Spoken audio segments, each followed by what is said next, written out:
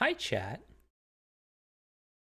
The mic was actually off during the opening today, which was a delightful change of pace from last time. I could badmouth chat all I wanted.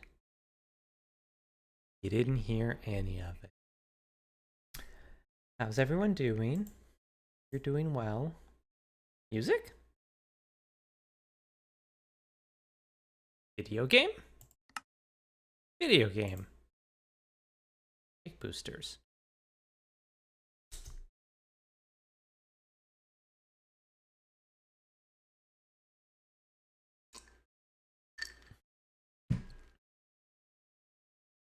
Okay, now we are going to clean up our inventory, and then we're going to work on the running into the cathedral.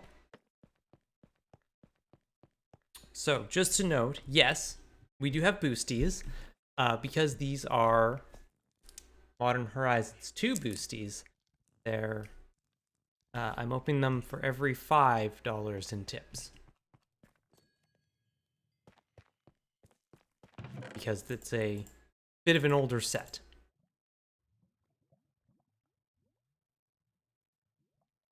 Cathedral solidity check completed with head. Yep.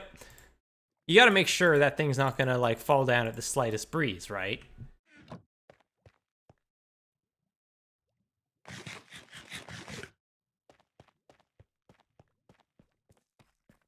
That walkway is nice. I'm quite happy with it.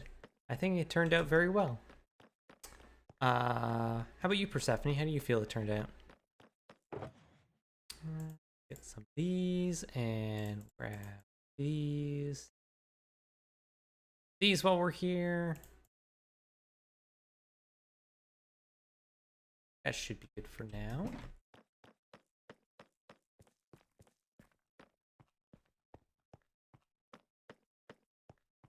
Okay.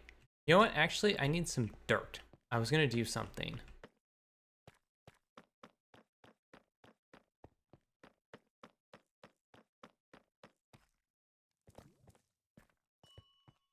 Actually,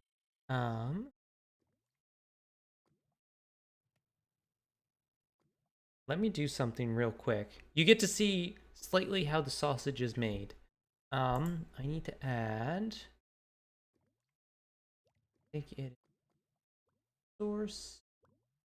Existing. Aha, there we go.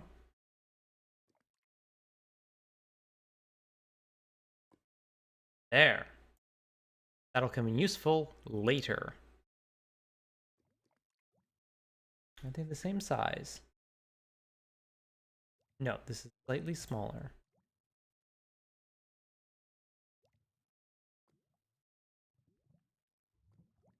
Now it's slightly larger. These are the kind of things that bother me. And it's slightly off center. You know what? I'm gonna leave it. Hey, magpies. Dirt!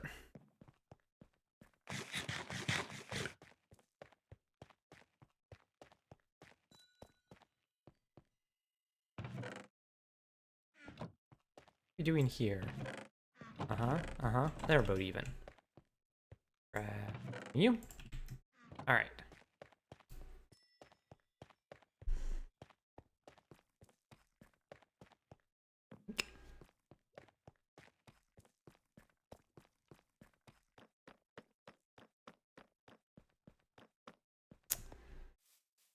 Okay.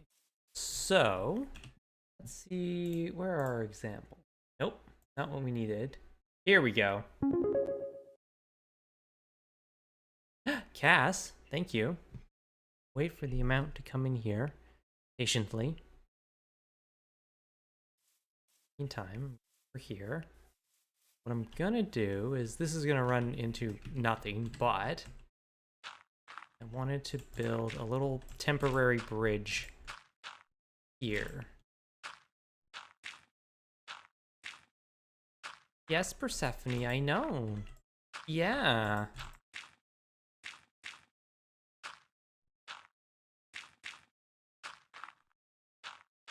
Okay.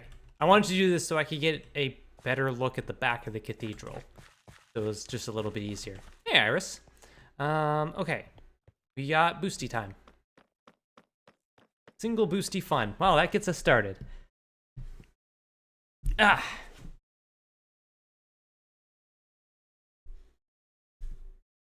Okay, now let's see if I remember how to do this. Cat cam. Let's get this. Let's go. Video capture device. Properties. This thing. Okay. Camera controls. Turn focus back on. You can see this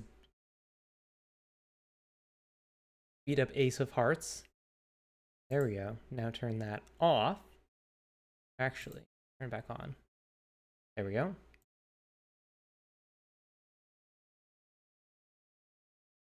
Come on. Focus.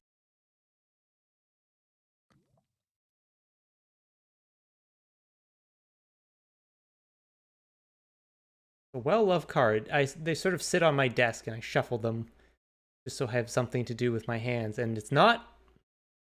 I want to focus on...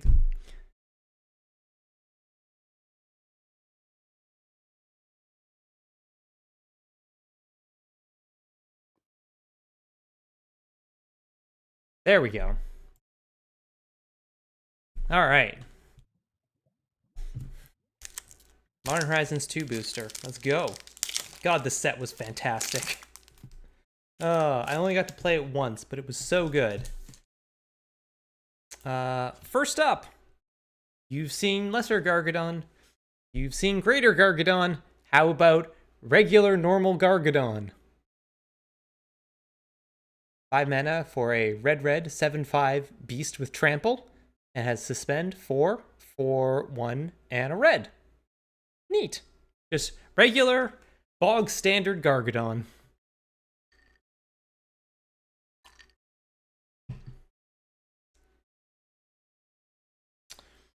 Next up, we have Recalibration.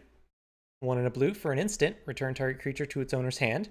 If you've discarded a card this turn, draw a card. Fun little Madness card. Fits in a Madness deck. Then we have Unbounded Potential. 1 and a white, instant. Choose one. Put a +1/+1 counter on each of up to 2 target creatures, or proliferate, and it has Entwine for 3 and a white. Choose both if you pay the Entwine cost. 9 of Hearts was solid in draft, it just didn't have staying power.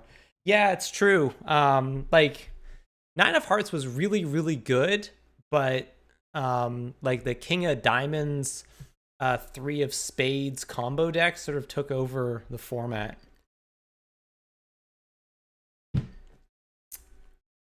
We have a Loathsome Curator. 4 and a black for a 5/4 Gorgon Wizard with Exploit and Menace. When Loathsome Curator exploits a creature, destroy target creature you don't control with mana value 3 or less. We got Razortide Bridge, one of this cycle. Artifact land, it enters the battlefield tapped. It's indestructible, and you can tap and add white or blue. Probably one of the better ones for those decks. White-blue is one of the artifact combos, as opposed to like green-blue. If you have a green-blue artifact deck, good for you. Orchard Strider. 4 and a green for a 6/4 creature treefolk. When it enters the battlefield, create 2 food tokens, and it has basic land cycling for 1 and a green. Love basic land cycling. Great ability. Storm God's Oracle. 1 blue-red for a 1/3 enchantment creature, human shaman. When it for 1, it gets +1/-1 until end of turn, and when it dies, it deals 3 damage to any target. Neat. This is mostly meant to enable Delirium. The blue-red deck in the draft format was Delirium, so this is two card types. An enchantment creature. For all the times, useful information for all the times you're going to draft Modern Horizons 2. Bannerhide Krushok. 3 and a green for a 4/4 creature beast with trample. Reinforce 2 1, and a green. And that means you can discard this card and put 2 +1/+1 counters on target creature. And it has Scavenge for 5 green. Exile this card from your graveyard. Put a number of +1/+1 counters on target that equal to this card's power on target creature. Scavenge only as a sorcery. Scavenge was an interesting mechanic. I feel like it's never gotten a card that's like really well costed, but I like it. We get another one in the after Faithless Looting, we go to Faithless Salvaging. 1 and a red for an instant, discard a card, then draw a card, and it has Rebound. Neat. And now we're into the uncommons. We got a Blessed Respite, 1 and a green for an instant. Target player shuffles their graveyard into their library. Prevent all combat damage that would be dealt this turn. Graveyard Hate, and a Fog. Good stuff. We have a Specimen Collector. 4 and a blue for a 2/1 Vidalcan Wizard. When it enters the battlefield, create a 1/1 green squirrel creature token and a 0/3 blue crab creature token. And when it dies, create a token that's a copy of target token you control. Neat. And then we got Kaleidoscorch, which is just... God, Kaleidoscorch is such a good card name. 1 and a red for a sorcery with Converge. Kaleidoscorch deals X damage to any target, where X is the number of colors of mana spent to cast the spell. So you can deal up to 2. And it has flashback for 4 and a red, meaning you can deal up to 5 if you flash it back and use 5 full Wooburg for it. So, and then we've got we've got the ultimate no. We got Counterspell. Classic. Blue, instant, counter target spell. I don't think there is a cleaner design in all of Magic. Except maybe Murder. But this is pretty damn clean. And our foil is Hard Evidence. A single blue for a sorcery. Create an 0/3 blue crab creature token, and then you investigate. And we also have Inspector Crab to go with our Hard Evidence.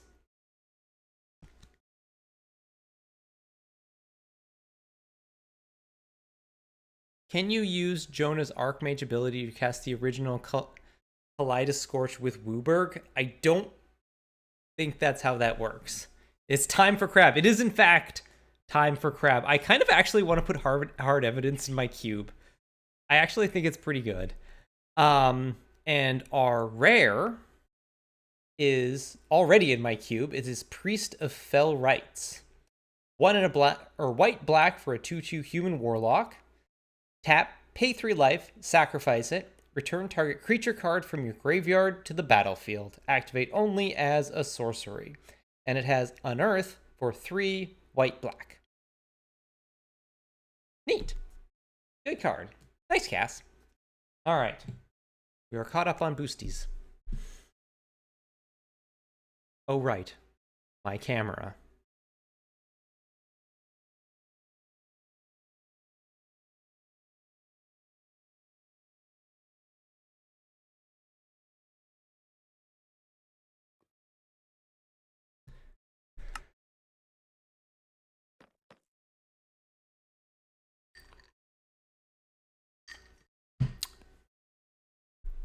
Glad to get that counterspell. I can always use more counterspells. They're just a useful thing to have for like deck building and stuff. Particularly for like pretty much any blue commander. Any blue commander deck. I like to have like one counterspell kicking around. It's just nice to have. Unless there's like, it's going for a very specific strategy. Got me wondering about iconic, clean design cards for each color. Murder for black, Counterspell for blue, Shock for lightning bolt for red. Ooh. I'm trying to decide if green... Margie RG, thank you for gifting that sub to Electra. Electra, please enjoy your Doot and your Persephone and your beat and your thumbs up and your fox heart and your pun trophy and your treats and your crimes and safety. I don't know if you're going to get a lot of use out of that one, but enjoy it anyways. Okay, let's... Apparently you weren't subbed. Apparently it had lapsed. Let's see. Okay. Giant growth for green? I can see giant growth.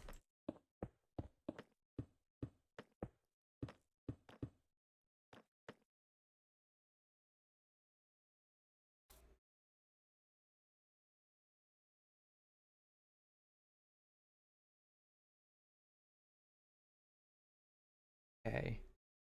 Actually think, so I did that, and now bring my stuff up here.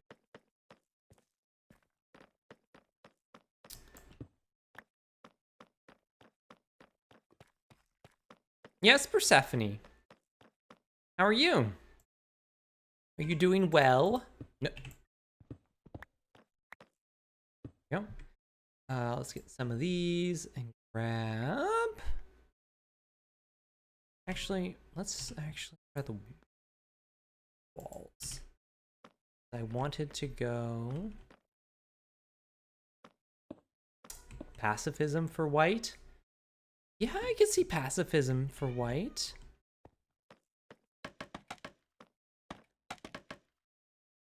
No, no.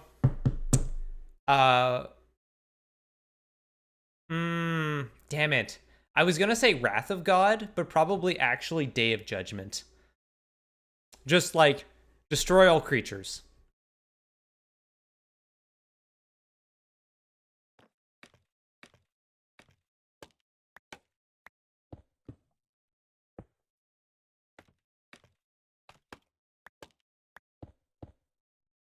Dang it.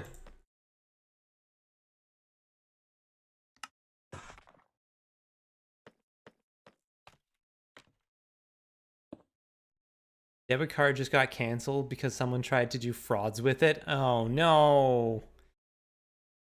Frauds are no good.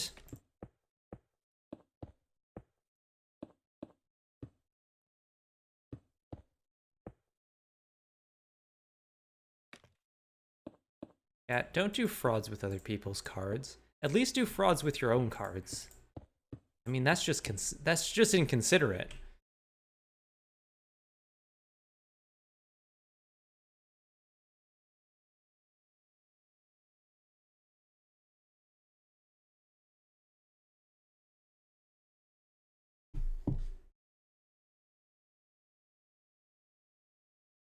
Giant growth for green might work, but I also kind of feel like Prey Upon is a strong candidate. Just like creature you control fights target creature you don't control is pretty good. Or, ugh, oh my god, Persephone.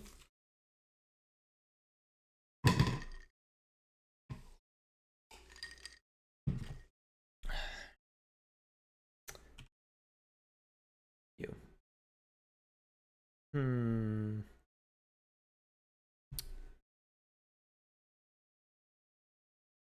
We definitely, this is going to be tricky because we can't do like the angled windows. That's just not a thing that Minecraft is going to let us do. So we're going to have to figure out something different for that.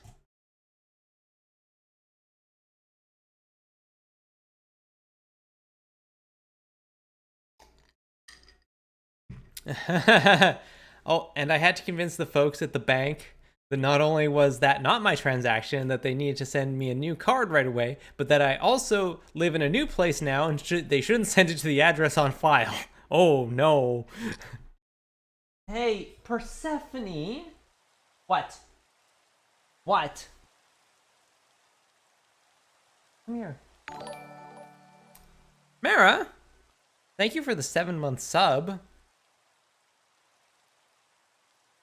Kitten is demanding attention. Yes, she is.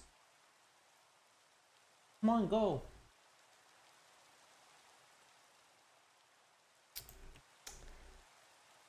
What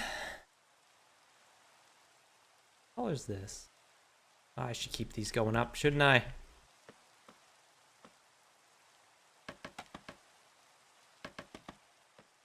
Can I make this?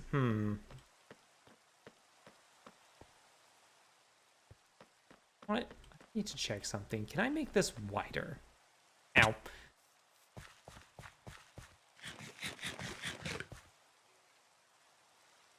I want to give her treats, but not unless she is being a good kitty. I think you should just give her treats. I think it's called for.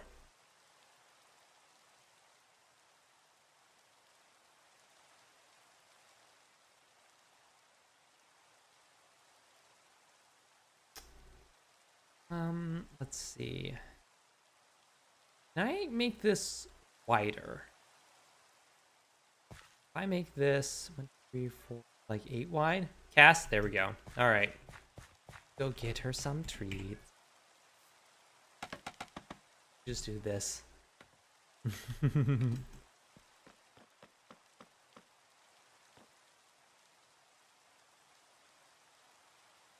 Let's not stand out here at nighttime. Let's go down here. Ow! Cat cam, but for actual cat cam this time. Yes.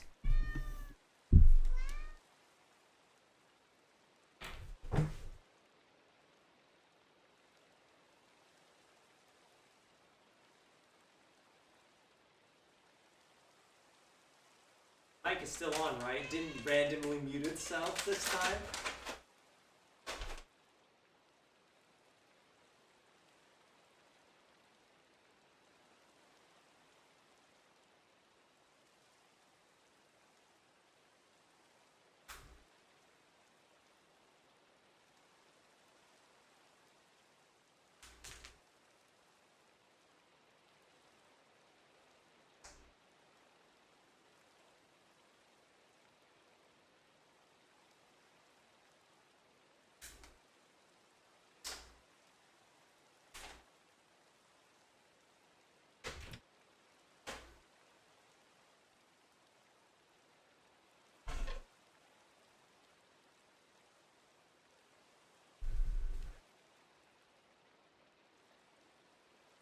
Okay.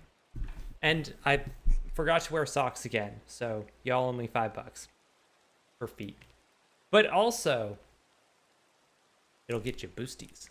So this is a win-win for you.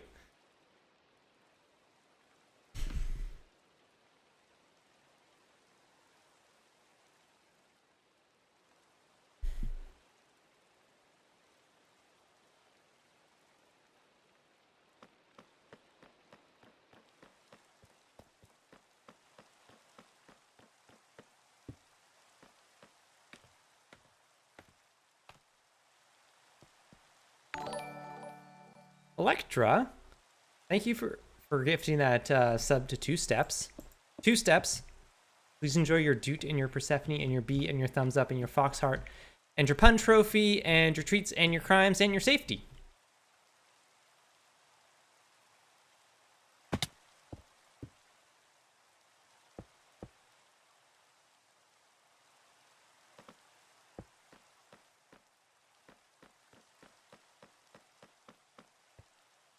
But actually, though,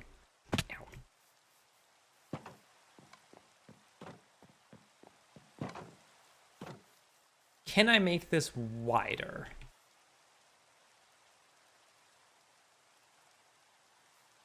I think I could, actually. I think I do.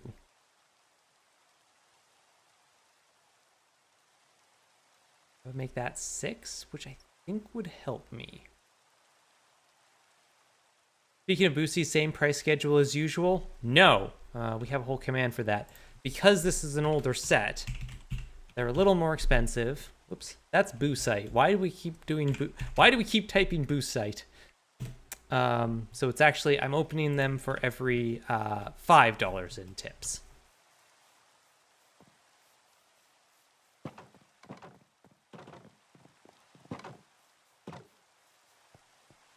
Nice, nobody. Nice sleep.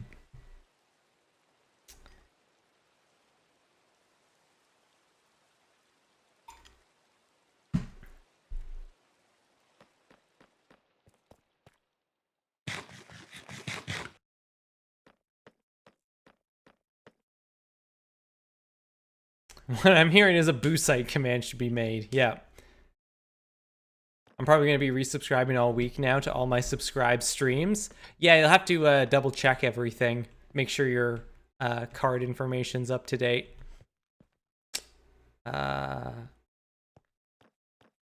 Yeah, you know what? Let's do that. Let's make it wider. Let's grab some stuff for that. So I'm going to need some of these. And I have these. I'm going to have to make polished ones. Fine. Okay. Take the other stuff down.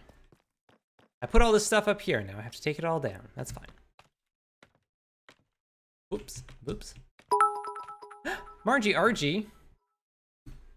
Thank you for the 500 bits. Annoyingly, I have slightly under 1,000 bits. Oh. Well, I will open that pack then. Cat cam. Which actually, hold on a second.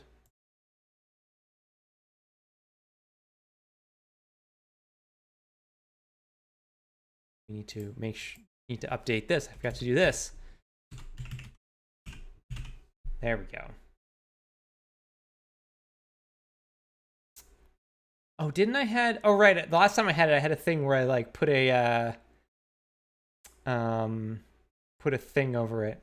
Oh, Margie, thank you for the 451 bits.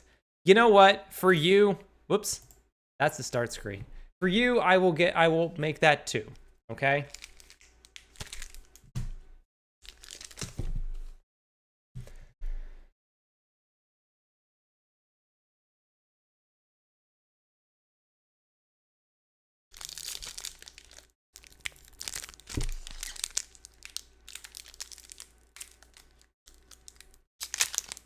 Isn't that the Fahrenheit number? Fahrenheit 451? I think so. Yes.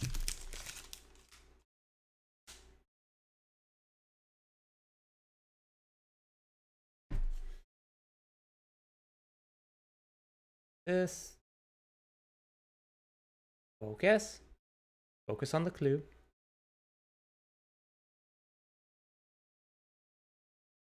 Go.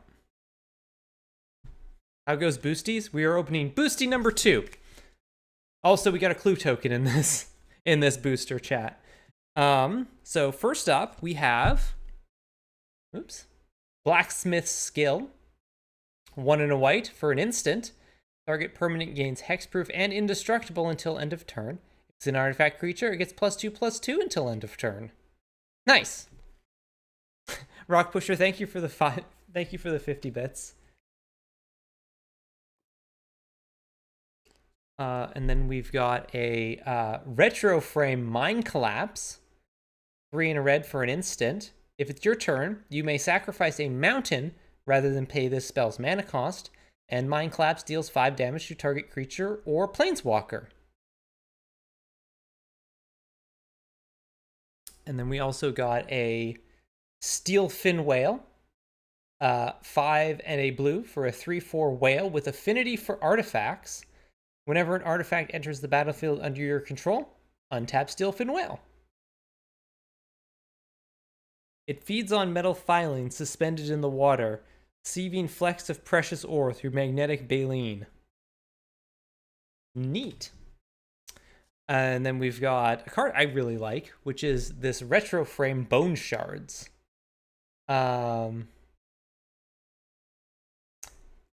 Cheer -1. Okay, yeah, I owe Margie RG 1 cent. 1 American penny, because you still have those things because you're a bunch of weirdos. Bone Shards, single black, sorcery. As additional cost to cast this spell, sacrifice a creature or discard a card. Destroy target creature or planeswalker. It's great. It works in Aristocrats. It works in Reanimator. It works in Madness. It just does all the stuff. Barrowbender, thank you for the 499 bits. All right, we're good. We're all even on bits. We got another artifact land. We got a Rustvale Bridge. This is the red-white land. We've got a Funnel Web Recluse. 4 and a green for a 3/5 creature spider with reach and morbid. When it enters the battlefield, if a creature died this turn, investigate. Create a clue token. Create a colorless clue artifact token with 2. Sacrifice this artifact. Draw a card. And then we've got a fun little callback. We got a Sinister Starfish. 1 and a black for an 0/3 creature starfish with tap, surveil 1. This is a reference to Sigiled Starfish from the original Theros block, which was this, but blue, and it tapped to scry. The only reason the USL is pennies is because of the Zinc lobby. Oh, yeah. Like, I know it's all just, like, lobby-based, but still, y'all are silly. Speaking of artifacts, we've got an Arcbound Slasher, 4 and a green, or 4 and a red for a 0/0 cat with modular 4. So it enters the battlefield with 4 +1/+1 counters on it, and when it dies, you may put its +1/+1 counters on target artifact creature. And it has Riot. When it enters the battlefield, with your choice of an additional +1/+1 counter or haste. Nice little modular creature. I'm so glad. I hope they do more modular creatures like that in the future to sort of fill out the Zabraz deck.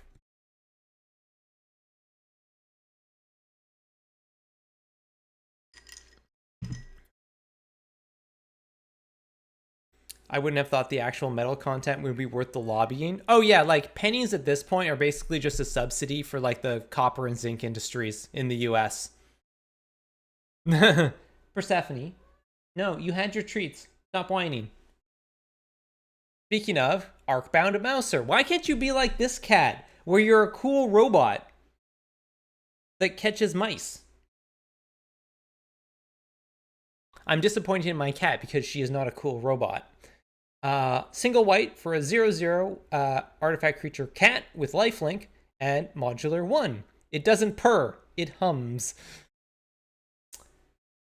We also have a Breathless Knight.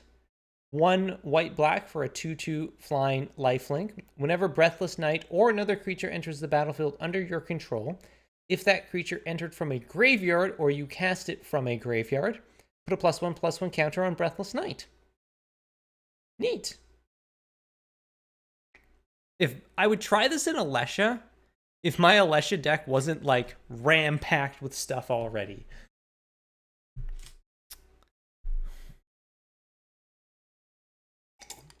Have you checked that your cat isn't a cool robot? No.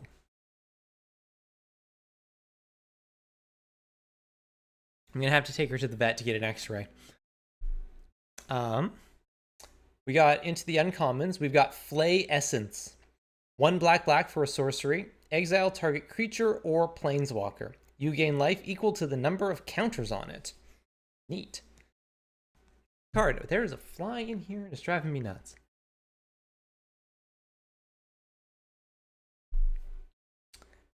Blazing Rootwalla. Classic reference. Single red for a 1/1 creature lizard. It has Madness for 0, and for a single red, it gets +2/+0 until end of turn. Activate only once each turn. Just a nice little callback to Basking Rootwalla. Speaking of white-black reanimator spells, which was the archetype in this set, we have Graceful Restoration. 3 white-black for a sorcery. Choose 1. Return target creature card from your graveyard to the battlefield with an additional +1/+1 counter on it. Or return up to 2 target creature cards with power 2 or less from your graveyard to the battlefield. This one is in my Alesha deck already. Because you can get all of the creatures have 2 power. I'm going to save our I'm going to save that one. Our rare is a Nykthos Paragon. 4 white for an enchantment creature human soldier, 4/6. Whenever you gain life, you may put that many +1/+1 counters on each creature you control. Do this only once each turn.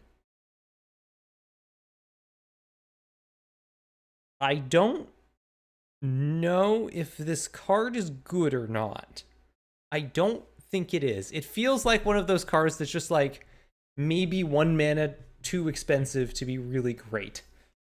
And we have another mythic because every pack has one of the old cards that they were the thing with this set is they were introducing a bunch of cards to Modern. So it's older cards that weren't in Modern before. And so there's one of those in each of this pack. And we have Imperial Recruiter. 2 in a red for a 1/1 human advisor. When it enters the battlefield, search your library for a creature card with power 2 or less, reveal it, put it into your hand, then shuffle. Speaking of cards that are going to have to go into Alessia, Imperial Recruiter. Very nice. Very happy about that one. Also, I love on the there's a full art version of Imperial Recruiter, and if you look in the background of the art, you can see Kiki Jiki and Pestermite hanging out. I love it so much.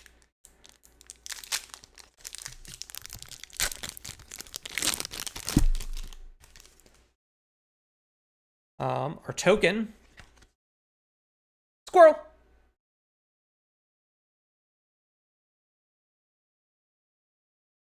Debating if I finally want to build an Alessia deck or just continue to be the only trans woman without an Alessia deck. No, stay strong. One of us has to be different. We got a Reanimator spell at common. 3 in a white for a sorcery. Return target. It's late to dinner. Return target creature card from your graveyard to your battlefield. Create a food token. We've got another Delirium card. We got 2 Delirium cards. We got Gouged Zealot. 3 and a red for a 4/3 Cyclops Berserker with Reach and Delirium. Whenever Gouged Zealot attacks, if there are 4 or more card types among cards in your graveyard, it deals 1 damage to each creature defending player controls. Neat. And then we also got a Foul Watcher. 1 in a blue for a 1/2 Nightmare Bird with flying. When Foul Watcher enters the battlefield, surveil 1. So you look at the top card of your library, you may put that card into your graveyard. And it has Delirium. It gets +1/+0 as long as there are 4 or more card types among cards in your graveyard. Neat. We've got another Artifact Bridge. We got the Drossforge Bridge, the black-red one. We've got a Deepwood Denizen. 2 in a green for a 3/2 Elf Warrior with Vigilance. 5 in a green, tap, draw a card. This ability costs 1 less to activate for each +1/+1 counter on creatures you control. Interesting. I feel like Nightmare Birds is the typing on Cassowaries. Possibly. We've got a Vermingorger. 1 in a black for a 2/2 creature vampire. Tap, sacrifice another creature. Each opponent loses 2 life, and you gain 2 life.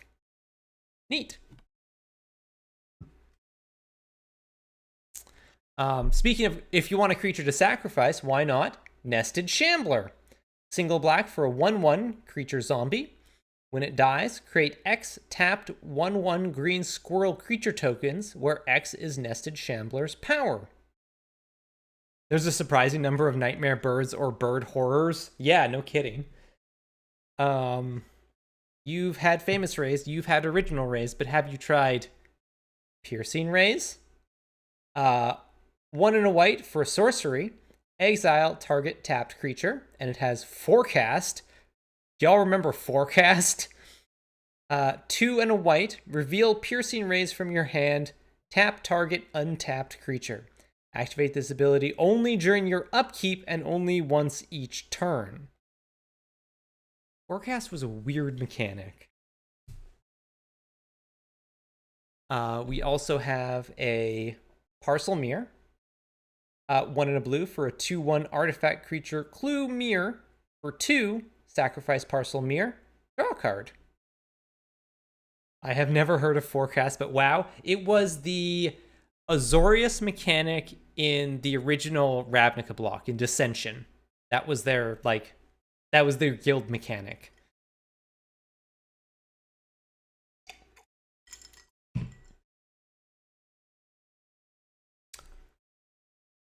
Tormod's Crypt Keeper. 3 mana for a 3/2 artifact creature golem with vigilance, and you can tap, sack it, exile all cards from target players' graveyards. At least it was better than Radiance. You're not wrong. We've got a Tide Shaper. It's not like, I feel like Forecast wasn't a bad mechanic. It was just a really weird and kind of confusing mechanic. Although the one from the set that was really bad was Haunt. Haunt honked. Single blue for a 1/1 Merfolk Wizard. It has kicker of 1. When Tide Shaper enters the battlefield, if it was kicked, target land becomes an island for as long as Tide Shaper remains on the battlefield. And Tide Shaper gets +1/+1 as long as an opponent controls an island. I liked Haunt. It wasn't like... It was just... It was very weird and kind of confusing. Hey, heavens. And I also think it wasn't helped that they didn't make any cards that were particularly powerful with it, which always never helps a mechanic. We got a split card. Said and Done. Said is 2 in a blue for a sorcery. Return target instant or sorcery card from your graveyard to your hand. And Done is 3 in a blue. Tap up to 2 target creatures. It's an instant. Tap up to 2 target creatures. Those creatures don't untap during their controller's next untap step. So it's sleep, essentially. Pretty good. Our last uncommon is Scour the Desert. 3 white for a sorcery. Exile target creature card from your graveyard. Create X 1/1 white bird creature tokens with flying, where X is the exile card's toughness. So sort of like a bit of a sideways reanimator spell, where it's like you're instead turning them into birds, which I think is really interesting. And then we have 2 rares. Our reprint card is Shardless Agent. Classic Shardless Agent. 1 green-blue with a 2/2 artifact creature human rogue, and it has Cascade. And now let me read the rules text on Cascade. Pull up a chair. When you cast this spell, exile cards from the top of your library until you exile a non-land card that costs less. You may cast it without paying its mana cost. Put the exile cards on the bottom of your library in a random order.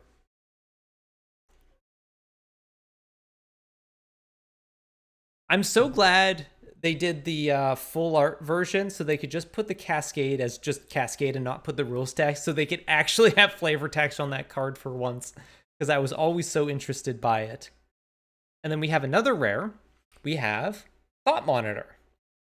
6 and a blue for a 2/2 artifact creature construct, affinity for artifacts, and flying, and when it enters the battlefield, draw 2 cards. Nice little riff on Thoughtcast. I have that in my cube currently, but I think it needs to come out. I don't think there's enough artifacts for it to work.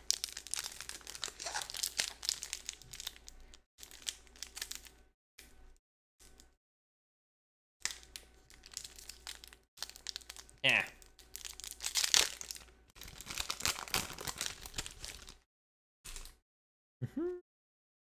Our token is Squirrel.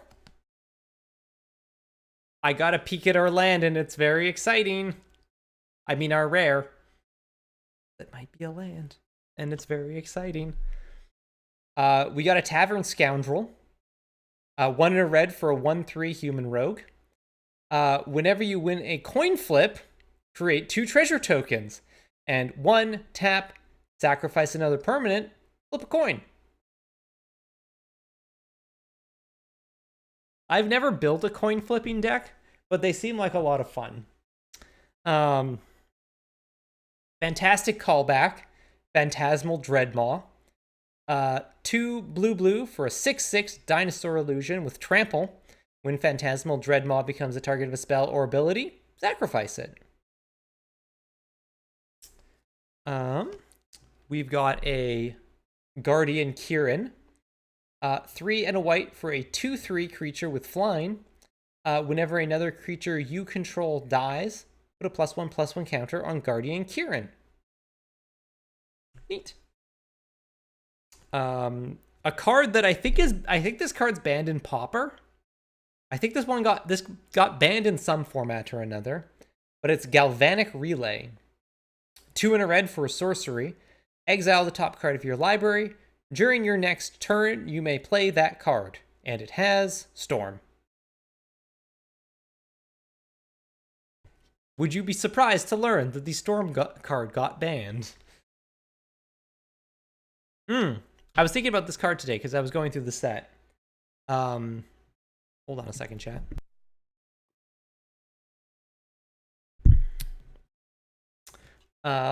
It is Echoing Return.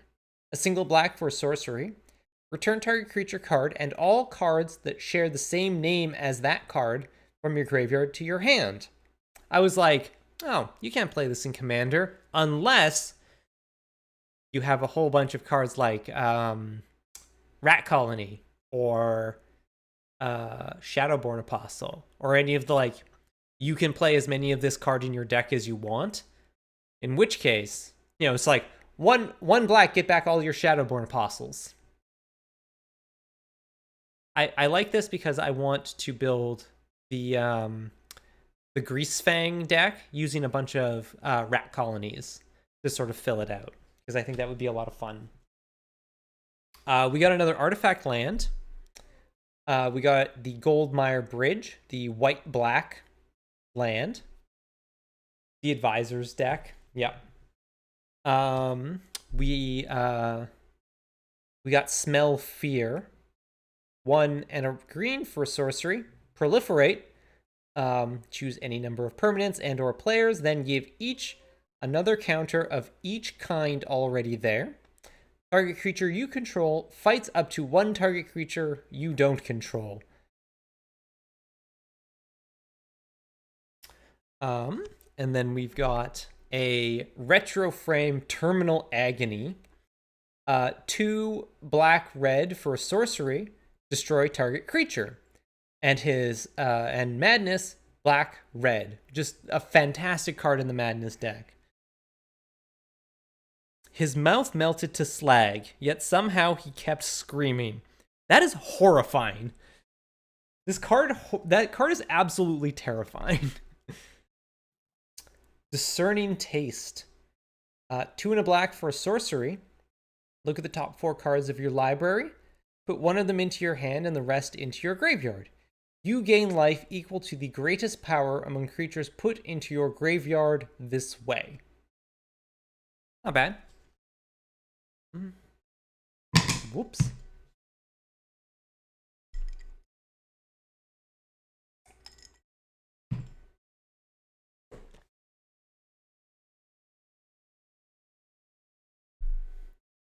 We've got the giant softest boy. We got an Aeromoeba. 3 and a blue for a 2/4 elemental beast with flying, and discard a card. Switch Aeromoeba's power and toughness until end of turn. My favorite thing about this is that Victor Adame Minguez, when he got the art brief for this, he read the aspect ratio wrong, and so he actually did this painting as if it was a full art one. So if you look at the full art of it, it actually extends down the whole way. We have a Thraben Watcher. 2 white for a 2/2 angel with flying and vigilance. Other non-token creatures you control get +1/+1 and have vigilance. Cool.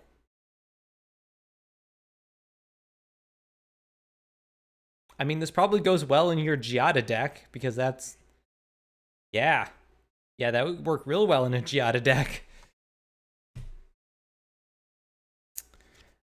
We've got a Foundation Breaker, which is a card I really like, actually. 3 and a green for a 2/2 elemental.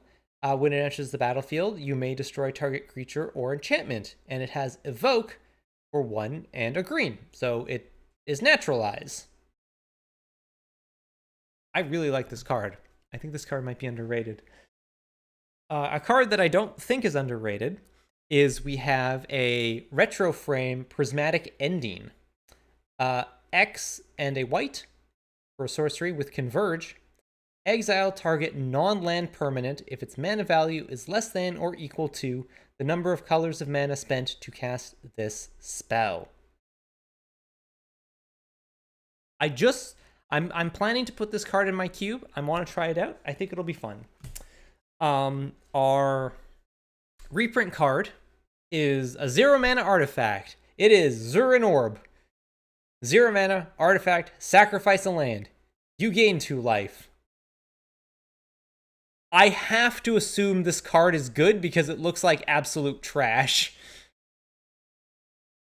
I imagine there must be some deck that this is good for. Maybe people playing in their deck just to ponder. Ponder? Zurin Orb? And I hinted at this before. A rare is one I'm quite excited to get, and one of the reasons I wanted to open these boosters. We've got Urza's Saga. Name, Urza's Saga. Occupation, Urza's Saga. Okay, let me see if I can read this. As this saga enters the battle, it's a enchantment land, Urza's Saga. As this saga enters, and after you draw... As this saga enters, and after your draw step, add a lore counter. Sacrifice after 3. 1. Urza's Saga gains, tap, add a white. And remember, it just keeps that. It has that for as long as it's on the battlefield. 2. Urza's Saga gains 2, tap, create a 1/1 colorless artifact creature token with this creature gets +1/+1 for each artifact you control. And 3, search your library for an artifact card with mana cost 0 or 1. Put this card onto the battlefield, then shuffle. This card is great. This card rocks. Neat. All right. We are caught up on Boosty Dead.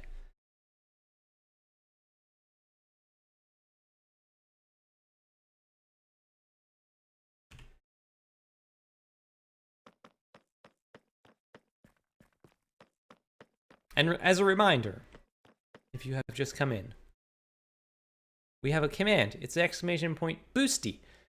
We are opening Modern Horizon 2 boosters every time somebody tips me $5, either in bits or to the coffee. Coffee.com/esherikiacole.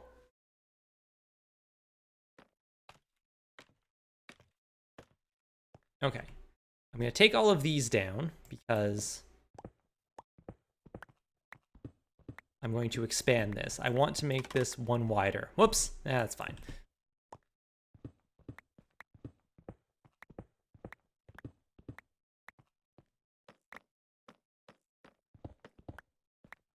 Glad the special deal is still alive and well. I mean, that's just good value. I don't want to deprive people of such great value.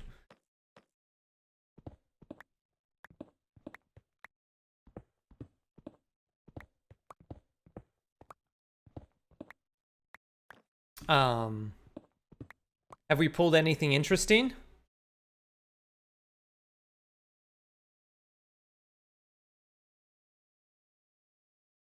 Also, there's an Imperial Recruiter in there somewhere.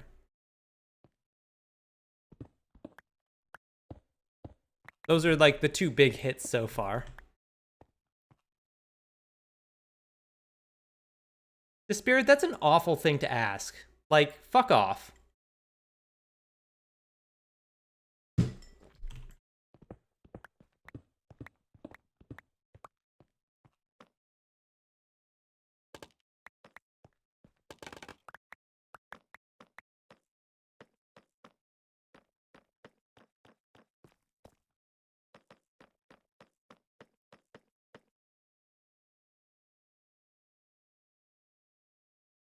I'll stand here and stare at my bed for 5 minutes until I can fall asleep. I mean, who hasn't done that in real life, I ask you. What else is new? I started watching The Sandman today. I'm so glad their version of Constantine is still a bisexual disaster. I believe... I'm so glad they maintain that important aspect of the character. Falls down a hole looking at MTG Angel art for more urban angel aesthetic, like Thraben Watcher. Yeah. I mean, there's going to be a lot of that in, like, Innistrad, right? And also, what's it called? Ow. New Capenna is also going to have a lot of that.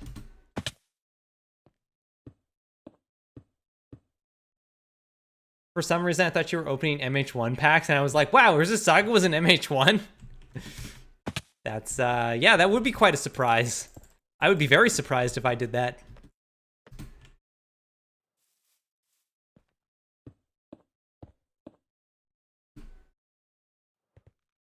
If we were opening MH1 boosters, we just have to settle for actual Urza, which is boring. That's boring. Have you seen that card? It's boring. Look at me, I'm Urza. I make a butt ton of mana and am a war criminal.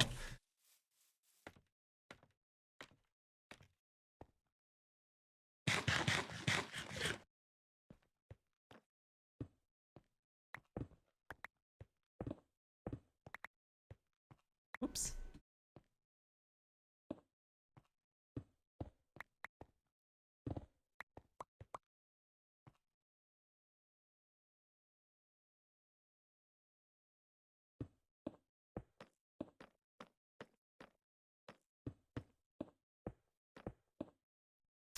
How many more of those do I need?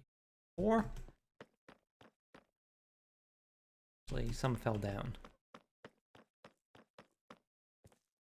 I was just saying how Brothers War should be renamed War Crime Horizons. Yeah, kind of. Yeah, kind of.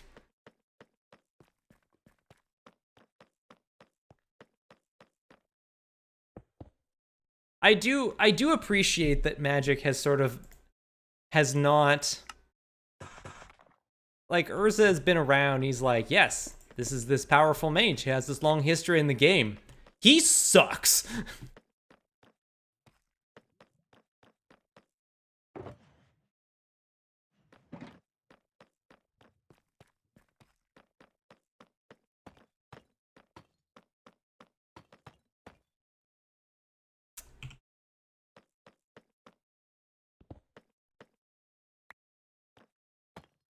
I watched the Marvel Dissemble for Miss Marvel the other night. As much as I like the show, it meant so much to the people making it. It made me extremely happy they got to make it. Nice. I haven't seen that yet. Okay. I have done this. Now, get these back out here.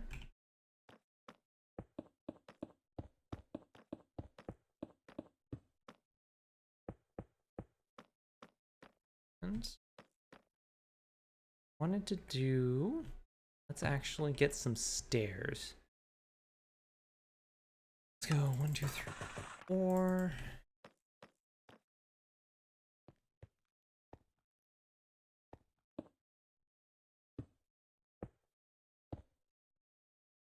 I am kind of sad that because some of the directors who worked on that, there's a pair of them, Adil and Bilal, I think are their names. They were also directing the Batgirl movie that Warner Brothers sort of like unceremoniously canceled. which, really sucks.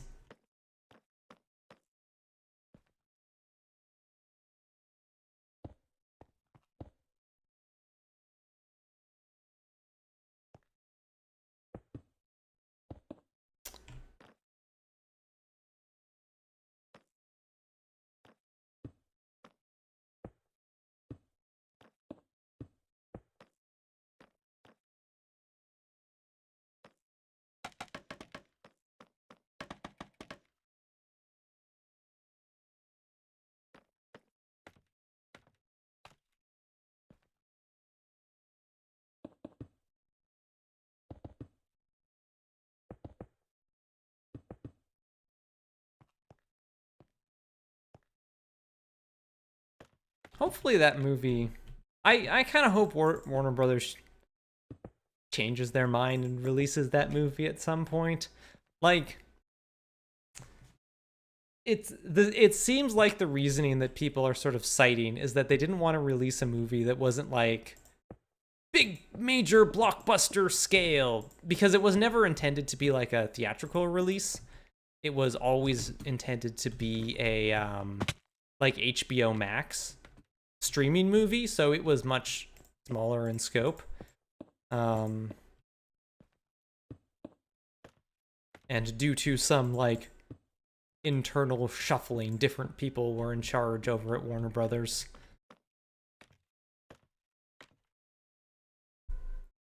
Stephanie, what are you doing?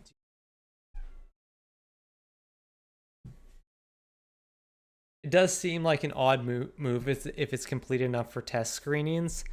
Yeah, and I can't rule out the possibility that test screenings were like, yo, this movie honks. Meanwhile, Sophie is like, let's release Morbius again. Maybe they'll like, third time's the charm. Third time's definitely the charm.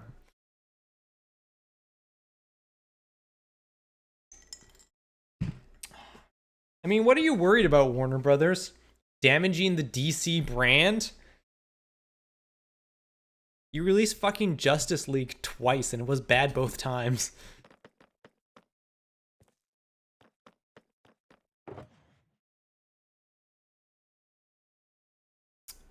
I need more end stone and I'm going to need more sandstone. So let's go get some more of those.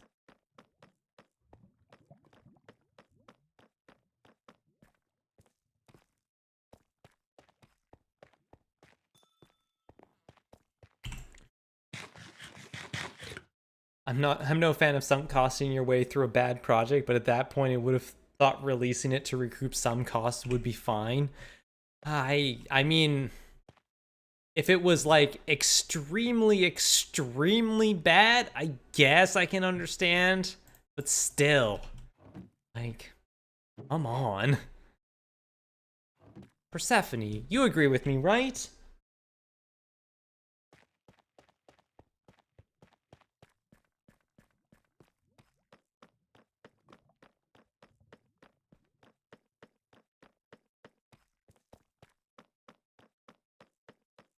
How tall do we need this to be? Fairly tall.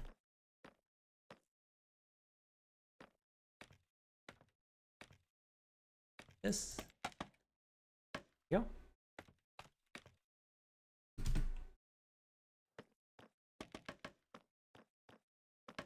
Persephone? What? What? What is it? Do you want to jump up? Come here. Jump up. Hi. Yeah, I have a cat in my lap now. It's so hard for you to be in my lap when I'm opening boosties. Well, I'm gonna get while we're in a boosty lull, we'll take a break and pet the cat for a second.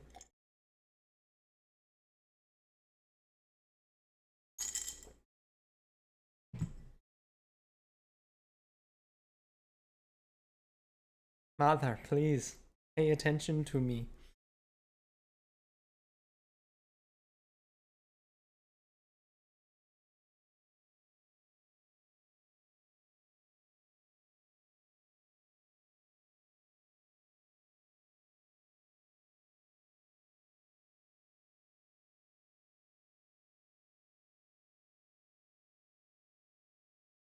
Persephone obviously doesn't know we can only give her treats once per stream.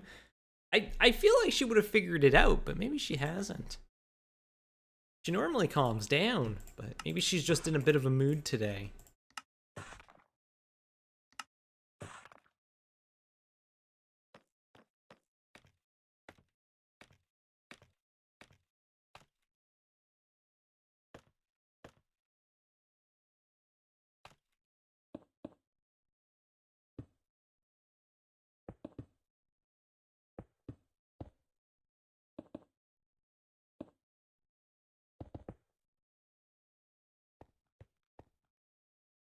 Oh, I didn't make more of those.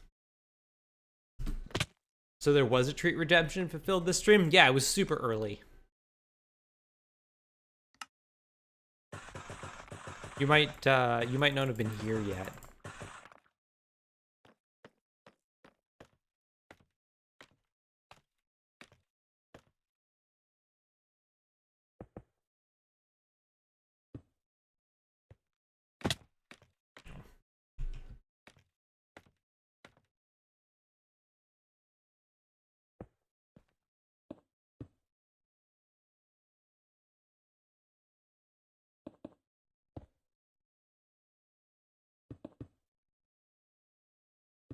That's been checked off. Thanks, Robender. I always forget to do that sort of thing because my mods are so good about doing it. Because y'all are great. Hey, would you stop?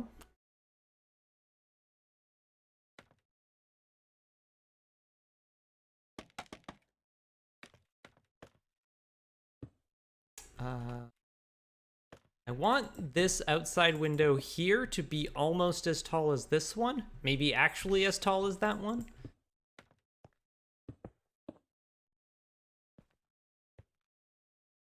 So yeah, let's go up a couple more. I want it to be pretty big. One more at least.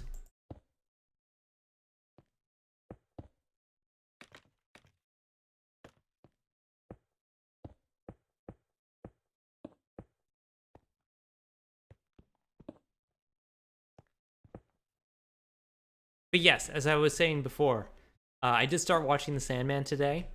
I have absolutely no idea how closely it... Oh wait, I went up an extra one there. All right, let's go up an extra one then. Why not? I have no idea how closely it follows to the comic books because I have not read them. Excuse you. Going to bed. Well, that's not true. I have read the first 2 Sandman books, but it was a while ago and I remember literally nothing about them. Except, well, no. I remember the Corinthian because, oh boy, is the Corinthian hard to forget.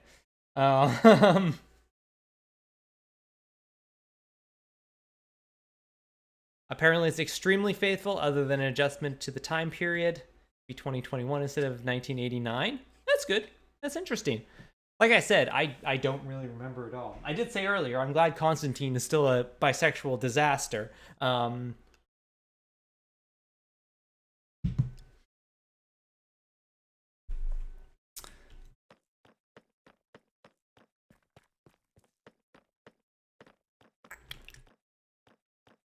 So a lot more people wearing masks. Nobody wears masks on TV.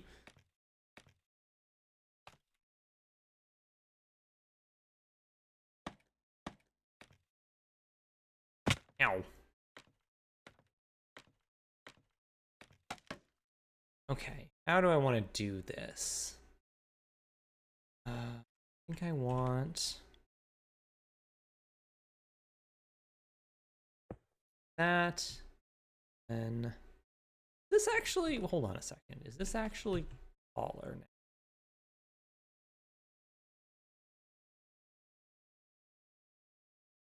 Can I say what I'm looking at? Targeting 83. This one here is targeting 83. Okay, perfect. No, not perfect. I gotta go down one. Historically semi-accurate as best.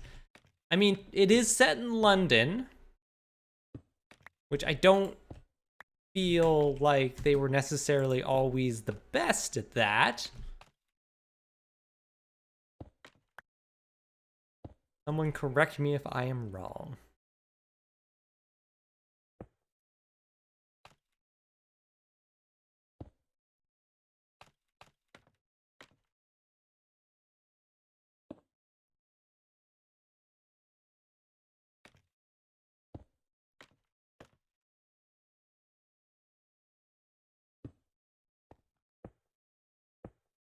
Go. Cap it off like that.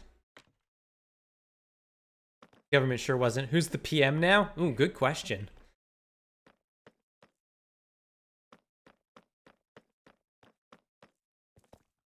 Should probably watch it to know what my sister is actually talking about. It's her current fixation.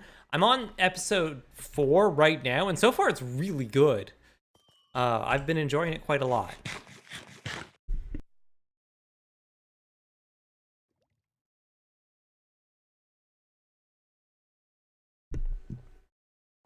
She's been making a doll of Morpheus and everything. Nice.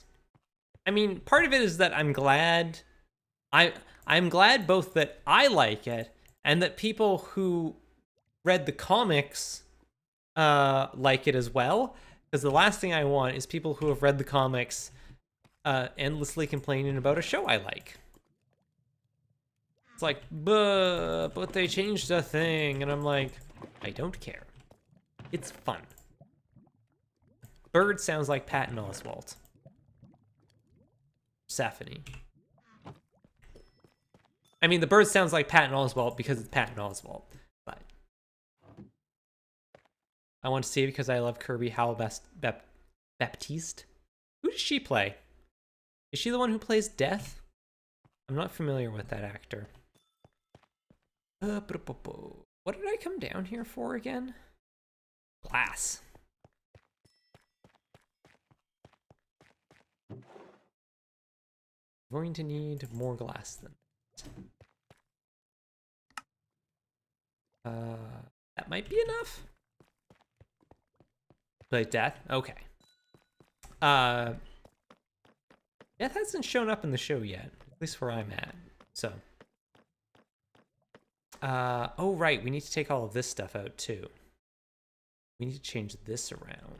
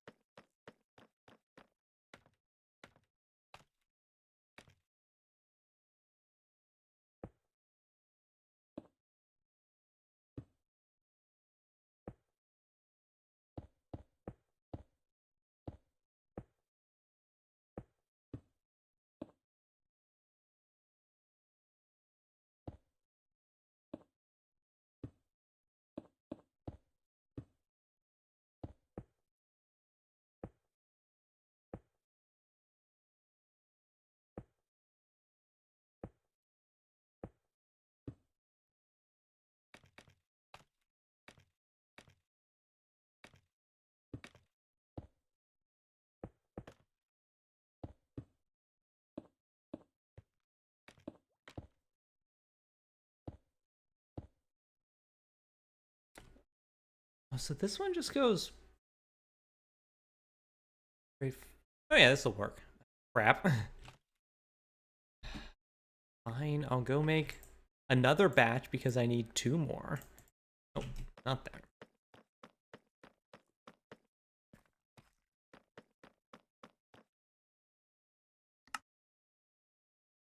For some reason, Google results still list Boris Johnson as PM, even though he resigned, like, what, a month ago? I think he resigned pending a leadership election is what they usually do. So, you know, the country isn't left completely rudderless.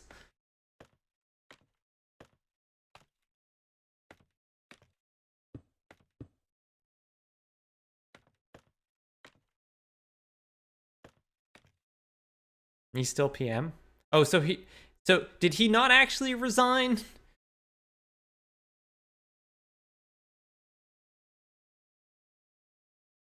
Can you just not? I don't understand why you can't get rid of that twerp.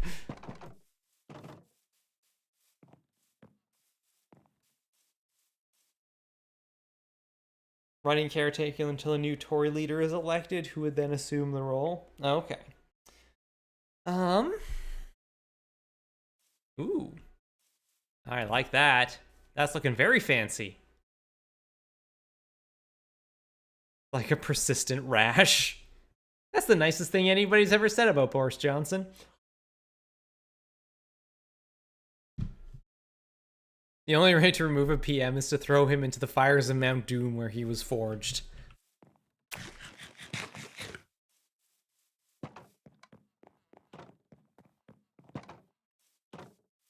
I like it.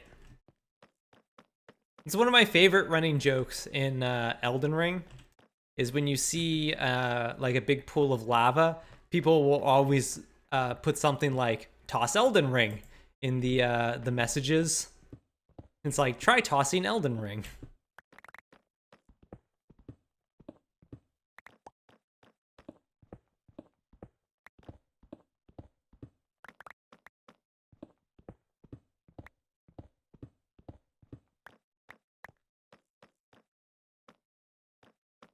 You come on.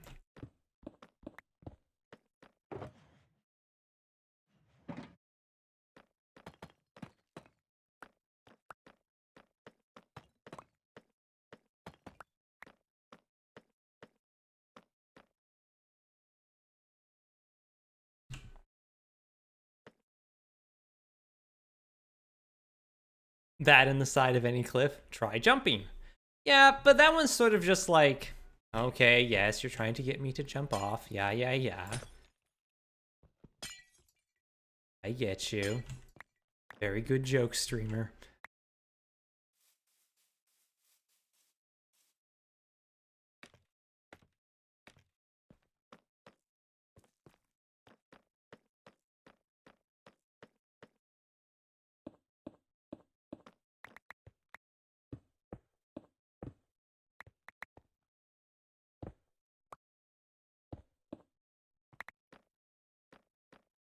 This is here now. We need... Oh.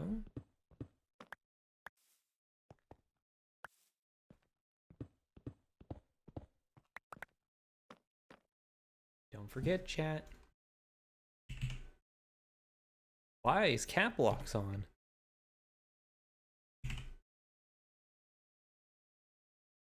Don't forget your it's boost site stream. Okay. Oh, we make this.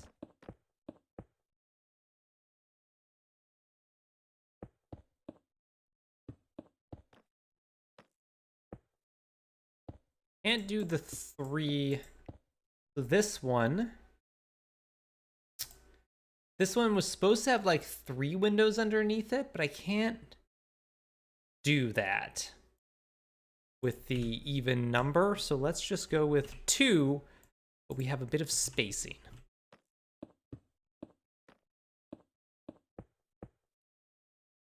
I think that should be good. Yeah.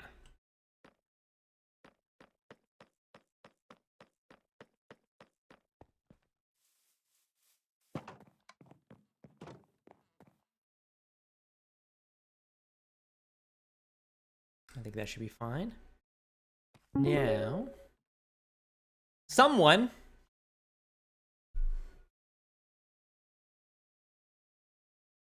Now, hold on. Hold on. Also, thank you, Pharaoh Bender. I'm waiting for the emails you see. Ooh. All right. That's one boosty.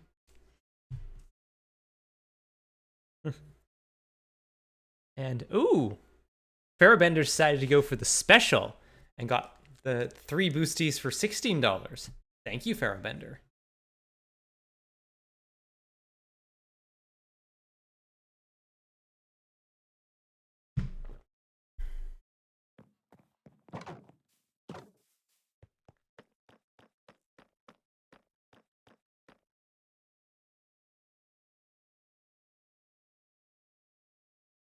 The nice thing about this, though, is that this is also a good box.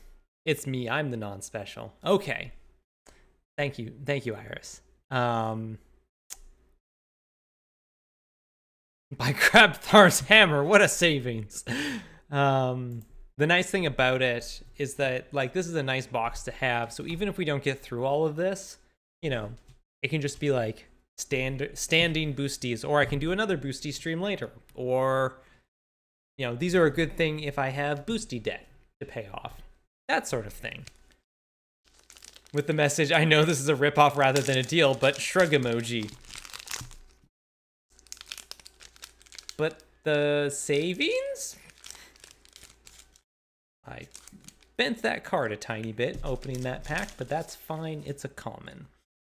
Our token is squirrel. All right. Hold on a second. I wish there was a way we could set like an automatic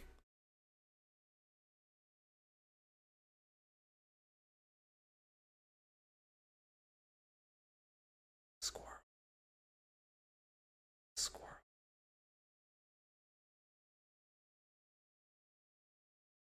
There we go.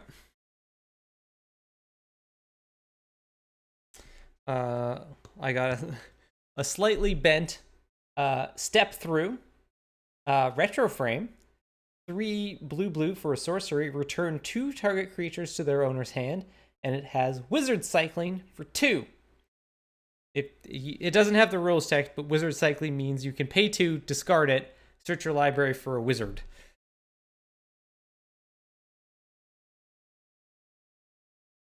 We got an Arcbound prototype.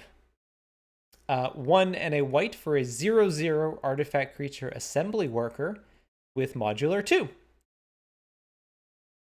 It flickered to life, saw itself alone, and began to build. Well, that's nice. We got a revolutionist. 5 and a red. Wizard cycling, now that's a bike I can get behind, right? 5 and a red for a 3/3 human wizard. When it enters the battlefield, return target instant or sorcery card from your graveyard to your hand. And it has madness for 3 and a red. Neat. We've got another retro frame bone shards. We've got a Rustvale bridge. We've hit the point where we're starting to get repeats, so this goes so much faster. We got a Funnel Web Recluse, 4 and a green for a 3/5 spider with reach and morbid. When it enters the battlefield, if a creature died this turn, investigate. We've got a Crack Open, 2 and a green, destroy target artifact or enchantment, and you create a treasure token. Because remember, green definitely needs treasure. One of the fun cards of the set, Captured by Lagax. 1 green-white for an enchantment aura. When it enters the battlefield, enchanted creature can't attack or block. When captured by Lagax enters the battlefield, support 2. So you put a +1/+1 counter on each of up to 2 target creatures. That's fun. Nice little reference to Saddleback Lagac, which is a fun card to say. Also a fun card to say, Floodhound. Single white for a 1/2 elemental dog, and it has 3 tap investigate. Because it's a Bloodhound, you see. Except Bloodhound. And it's also a mana sink, so it helps with flood.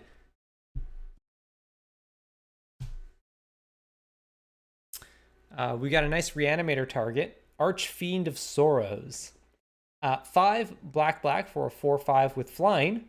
When Archfiend of Sorrows enters the battlefield, creatures your opponents control get -2/-2 until end of turn.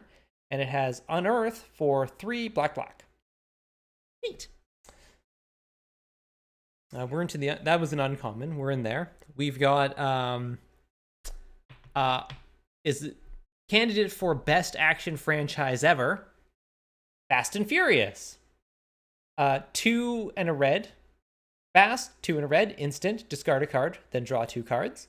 And Furious, 3 red red, sorcery. Furious deals 3 damage to each creature without flying. Neat. We've got a Lazotep Chancellor. 2 and a black for a 1/3 zombie wizard. Whenever you discard a card, you may pay 1. If you do, amass 2. Cease all psychic attacks pending intel on enemy countermeasures. Demir communique. That's very good. We've got a Seal of Cleansing. 1 and a white for an enchantment. Sacrifice Seal of Cleansing. Destroy target artifact or enchantment. Nice little disenchant. And then, ooh. Okay, first off, we've got Grief. 2 black for an elemental incarnation for a 3/2 with menace. When it enters the battlefield, target opponent reveals their hand.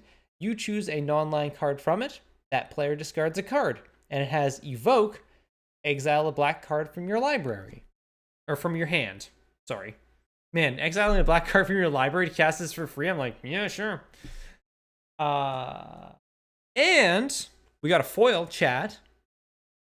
Name, Urza's Saga. Occupation, Urza's Saga. Now in foil. Where are my sleeves? I should put that one in the sleeve.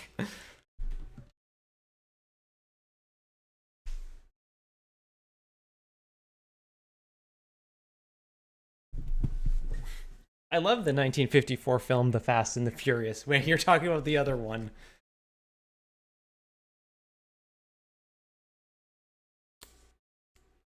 Now I have to decide if I put the foil one or the not foil one in the queue. So many options now.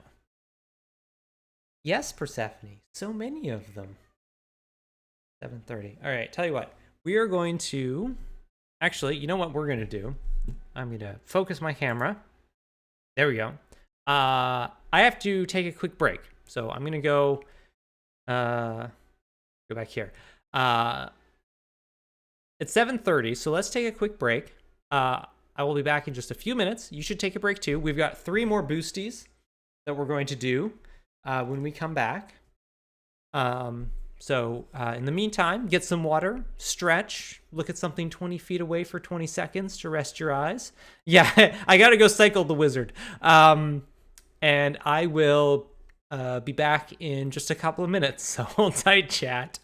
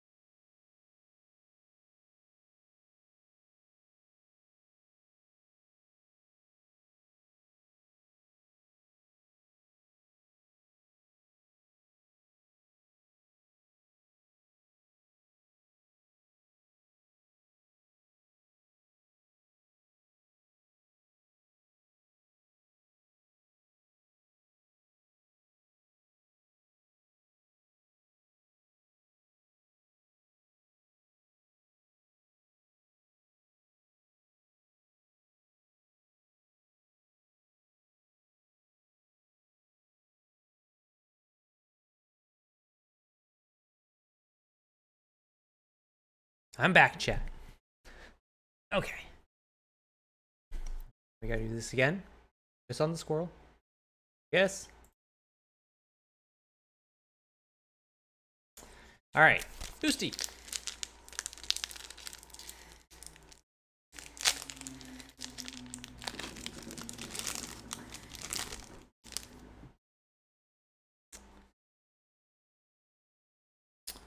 Our,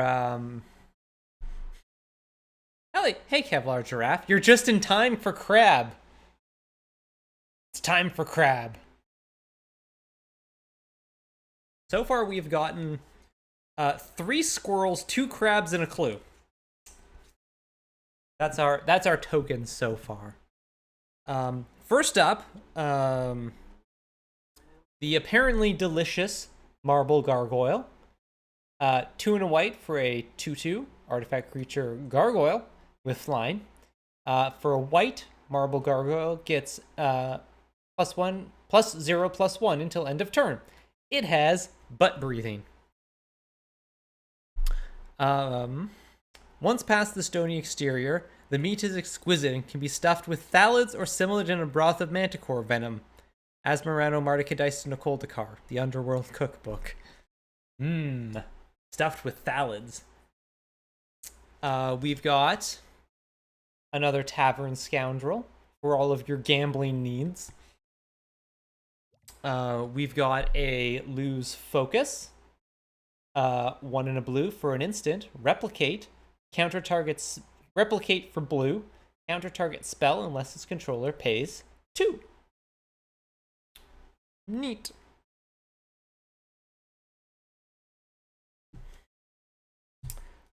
We've got a Dark Moss Bridge, which is the black-green artifact deck.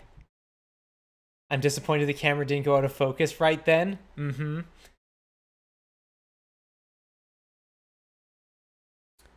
path to power is forged in ruthlessness. This is very good for your Gliss of the Traitor decks. We've got card that was we got a reprint from Strixhaven Mystical Archive. Abundant Harvest. Single green for a sorcery. Choose land or non-land. Reveal cards from the top of your library until you reveal a card of the chosen kind. Put that card into your hand and the rest on the bottom of your library in a random order. Erica, have you been watching The Rehearsal? I have not even heard of The Rehearsal. What is The Rehearsal, Precious? Tizerus Charger. 2 in a black for a 3/2 creature Pegasus with a escape for 4 and a black. Exile 5 other cards from your graveyard. Tizerus Charger escapes with your choice of a +1/+1 counter or a flying counter on it. Neat. We've got a Chrome Courier. 1 white-blue for a 1/1 Thopter. When Chrome Courier enters the battlefield, reveal the top... What is going on with the white balance is really messing with this card. Reveal the top 2 cards of your library. Put one of them into your hand and the other into your graveyard. If you put an artifact card into your hand this way, you gain 3 life. We've got Urban Daggertooth. 2 green for a 4/3 dinosaur with vigilance. Whenever Urban Daggertooth is dealt damage, proliferate. Stop, smell the roses, eat the peoples. Another fun callback. We've got Bottle Golems. 4 mana for a 3/3 with trample. When Bottle Golems dies, you gain life equal to its power.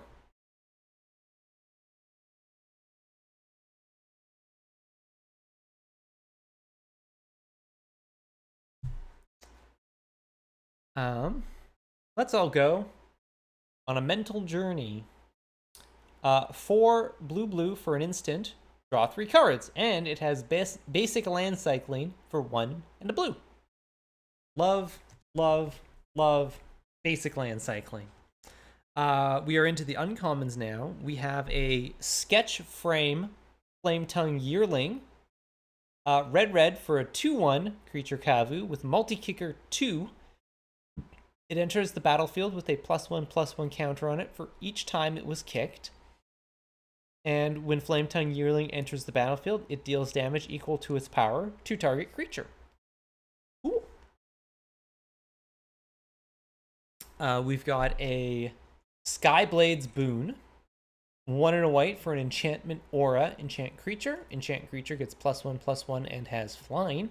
And for 2 and a white, return Skyblade's Boon to its owner's hand. Activate only if it's on the battlefield or in your graveyard. And then we've got Sweep the Skies. X blue for sorcery with Converge. Create a 1/1 colorless Thopter creature token with flying for each color of mana spent to cast this spell. So if you cast it for 6, you would get 5 Thopters. Or you could get 5 Thopters if you had the Wooper. We have our reprint card is Hunting Pack. 5 green for an instant. Create a 4/4 green beast creature token with Storm. Neat. And our rare is Sylvan Anthem. Green for an enchantment. Green creatures you control get +1/+1. And whenever a green creature enters the battlefield under your control, scry 1. Neat.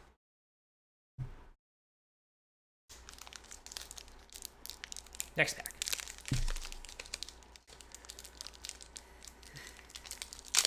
I'm trying to decide if I should put Sylvan Anthem in my Elves Lathril deck. They're mostly green, and most of the tokens are green, too. So it might actually be pretty good. Speaking of 4/4 beast tokens, 4/4 beast token.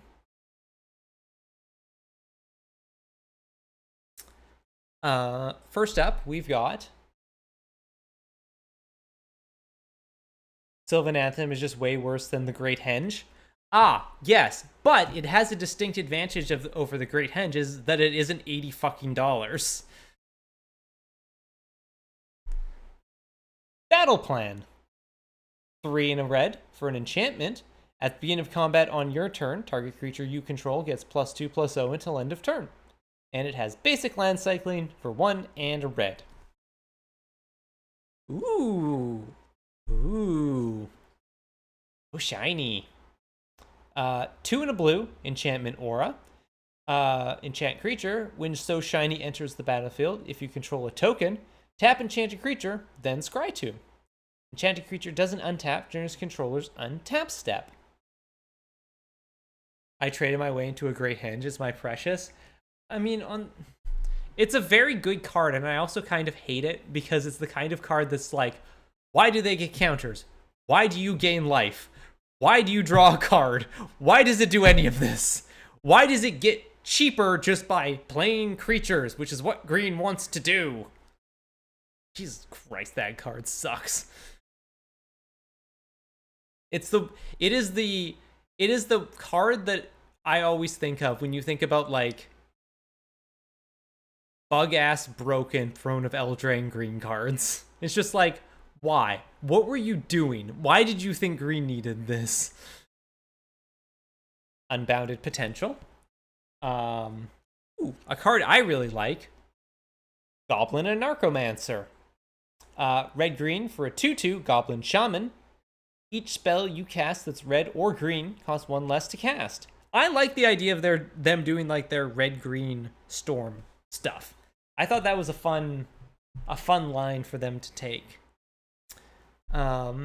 We've got a retro frame Glimmer Baron, 1 green for a 1/2 oof. Sacrifice a token. Glimmer Baron gets +2/+2 until end of turn. Neat. That can be any type of token.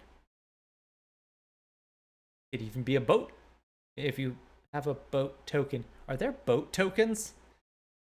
Somebody tell me if there's a boat token. Hell Mongrel. 3 and a black for a 4/3 creature nightmare dog. Discard a card. Hell Mongrel gets +1/+1 until end of turn. And it has Madness for 2 and a black. Got another card that's already in my cube. Unholy Heat. Single red for an instant. It deals 2 damage to target creature or planeswalker. And if you have Delirium, it deals 6 damage instead.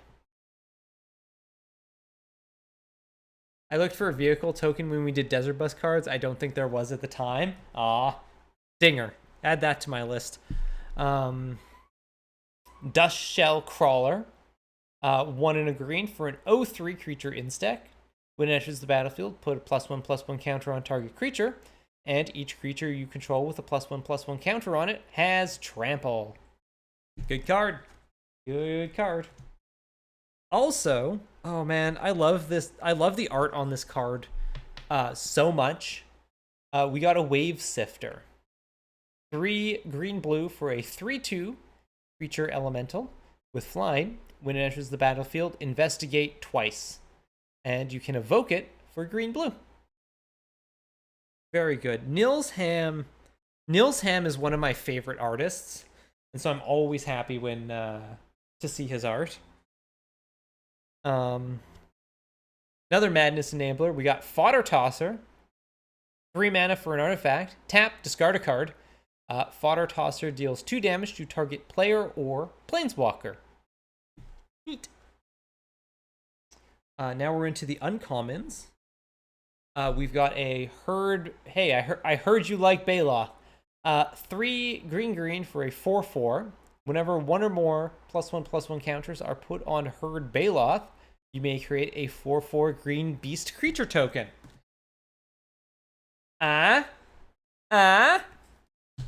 Everything's coming at Millhouse. We've got a Goblin Trap Runner. 3 and a red for a 4/2 creature goblin. Whenever Goblin Trap Runner attacks, flip 3 coins.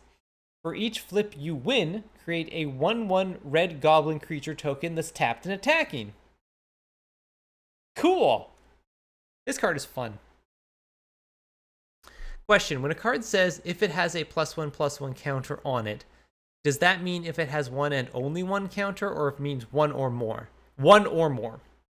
As long as there is at least 1. If it wanted to be exactly 1, it would say that. It would say if it has exactly 1 +1/+1 counter on it, it would say that.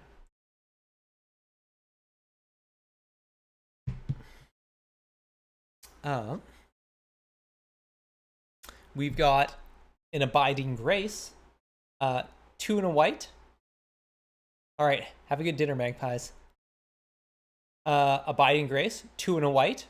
At the beginning of your end step, choose 1. You gain 1 life, or return target creature card with mana value 1 from your graveyard to the battlefield. I want to find a deck for this. Also, this art is amazing. Also, it has one of my favorite running flavor texts is the Song of All. Into the smothering dark, Sarah spoke a single word, hope. Song of All, Canto 2. Because, like, they're all just, like, excerpts from the Song of All. Like, they're different cantos from the Song of All, and I love it. Our reprint card is a card that I have in my Helena and Elena deck. It's a Quirion Ranger. Green for a 1/1 Elf Ranger. Return a forest you control to its owner's hand. Untap target creature. Activate only once each turn. Because you can untap Elena. Yeah, it's Elena that you tap for mana. And our rare is a Misty Rainforest. Always good. You love to see it. Magic question. What color eyes do Vidalcan have? Red? Other colors? I don't know. It might be one of those things that like varies by plane. I feel like they're like blue. I'm trying to imagine a Vidalcan's eyes. Maybe they're red. Just look up a picture of Dovin. Cause like, they're slightly different. Like, the ones on Kaladesh look slightly different than the ones from Mirrodin and from Ravnica. We've got a token. It's a 2/2 zombie.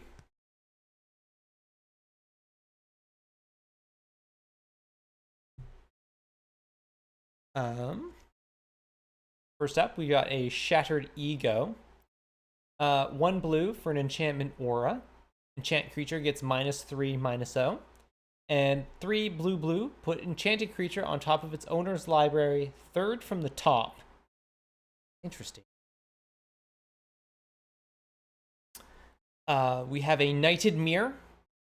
2 and a white for a 2/2 Mirror Knight.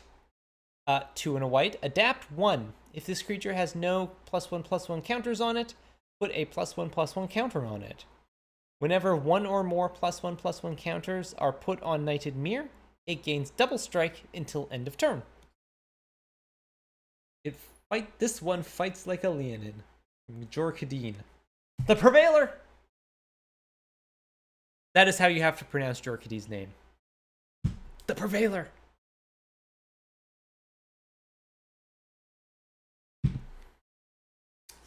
Another Great Madness card. Skophos Reaver.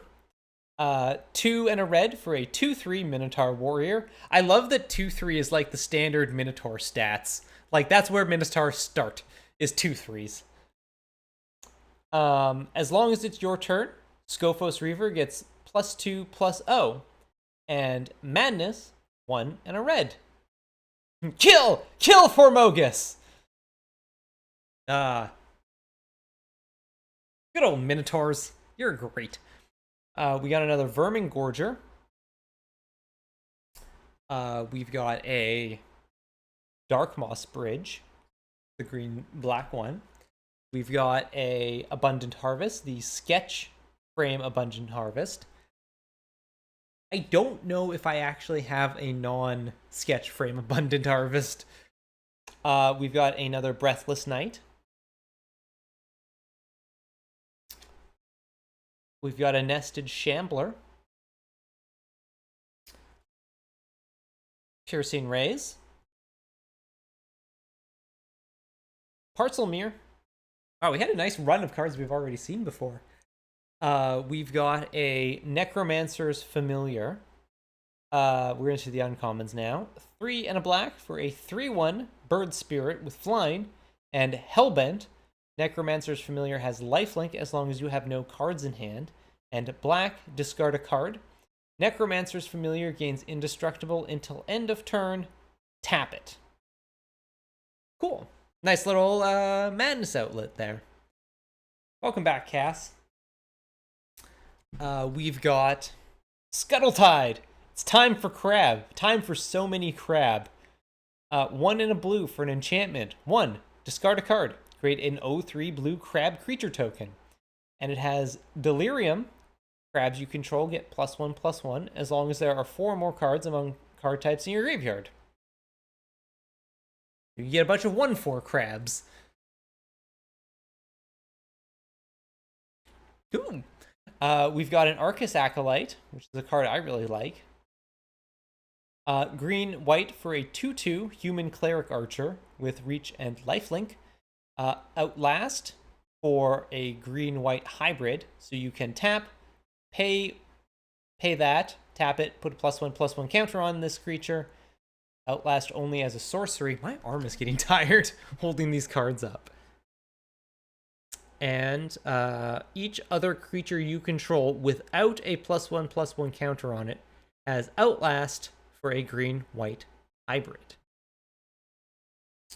Archery requires holding an enormous amount of tension and making it look effort. Listen, lady, I apparently can't even hold these cards and make it look effortless, so sorry. We've got a Our regular rare is a sketch frame thought monitor. And our reprint rare is Karmic Guide. Classic card, Karmic Guide. 3 white for a 2/2 Angel Spirit. Flying, protection from black. Echo, 3 white at the beginning of your upkeep. This came under your control since the beginning of your last upkeep, sacrificing unless you pay its echo cost. When Karmic Guide enters the battlefield, return target creature card from your graveyard to the battlefield. Sandy B staple Karmic Guide. So we should donate for more boosties so you can work out your traps is what I'm hearing. Yes, that's absolutely what you should do. This card is also one that's probably going to go into my Alesha deck because it has 2 toughness and you can get something back. And it goes really well with the Reverlark. Sandy B is a Canlander deck. Ah, that explains why I've never heard of it.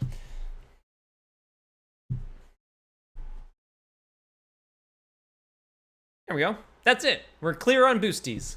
I'm going to sleep.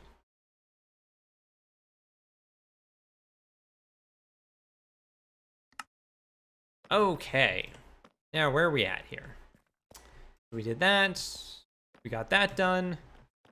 We're going to have to do some sort of decorating with that. All right. So now, what should we work on?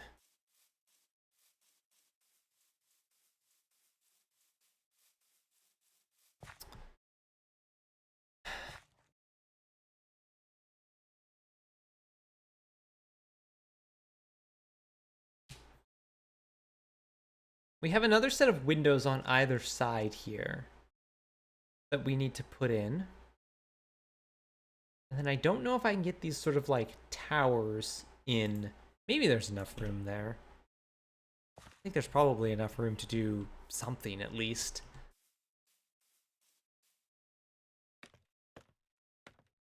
Okay, so over here, there's going to be another window. That's not what I wanted. That's what I wanted. So.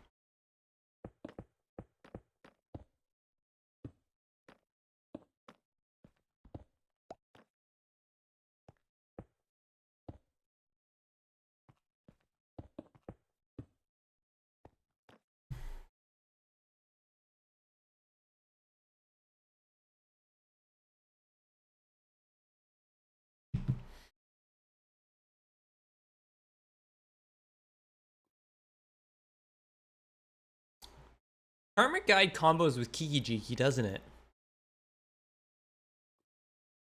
Because you can tap it, make that, sack Kiki Jiki, bring it back. Yeah, it does. Mind you, this card combos with Kiki Jiki isn't exactly like a difficult thing to do.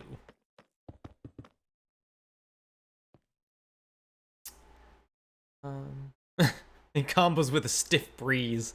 Yeah, pretty much.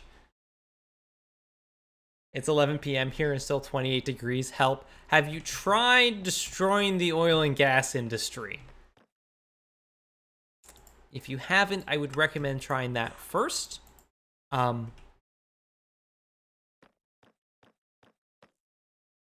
Beyond that, ow. I would say just get used to 28 degrees. You know what?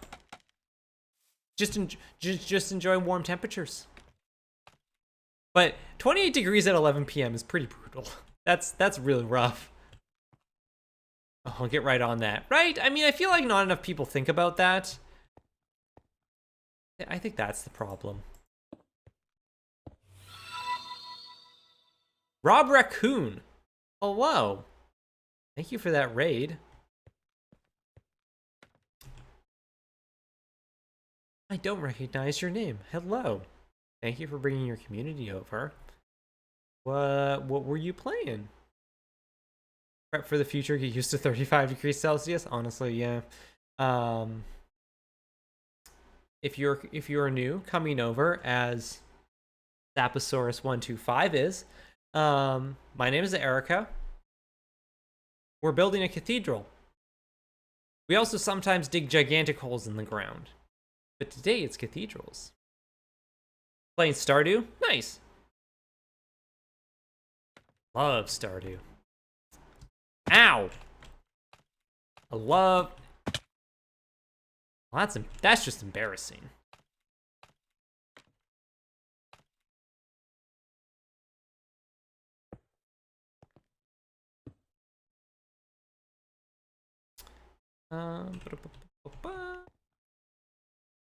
I'm sorry. I didn't mean to.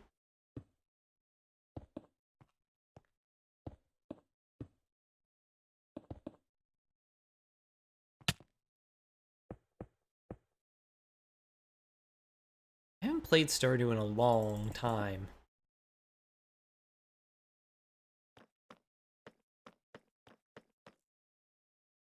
I feel like there's like a whole island that they added that I haven't even seen yet. It's been a few years since I've played Stardew.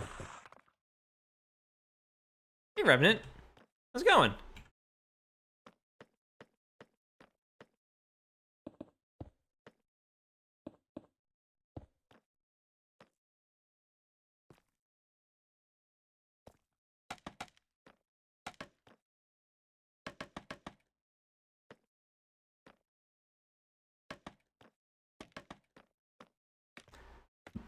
Also, for the people that are coming over, please be aware, we are also, in addition to playing Minecraft, opening magic boosters. Box of magic boosters here. People are giving me tips, and I open boosters for them. Because they like seeing me open boosters, my understanding.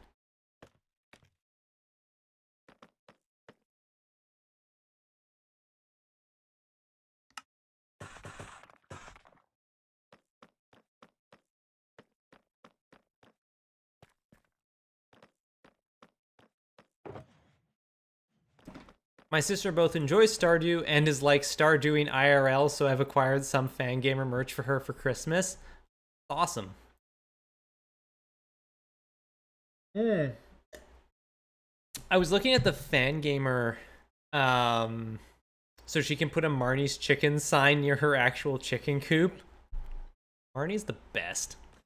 I was looking at the Fangamer, 80s merch, and they had a set of prints. They were like they were 18 by 24, I think, inches. Or no, were they 24 by 36? How big were they? They were fairly big posters of like travel posters for the three different regions that you go to. Tartarus,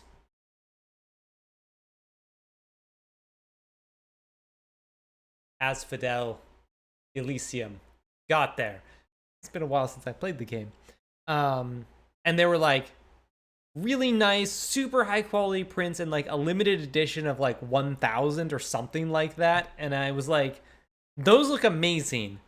I would love to have those. I don't think I want $180 to have those.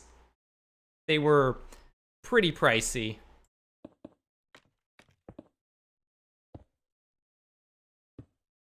And I have no idea if they're still available. Book haul? Ooh. Edgar Allan Poe. Oh, that's a very nice copy of the Silmarillion. That looks amazing. Court of Thorns and Roses. Also, I love that you can just like spot the urban fantasy novels from a mile away. Good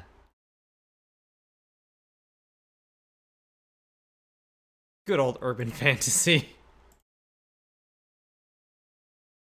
They are not still available. That's kind of what I figured. Actually, no, this is fine. This is fine. This is fine. You know what? This is where I'm gonna stop them. So we'll go. Actually, you know what? Yes. So we'll go like this. Go.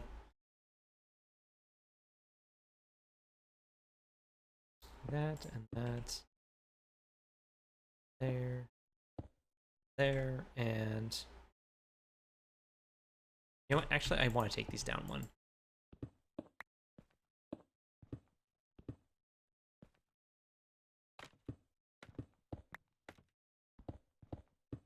Oops.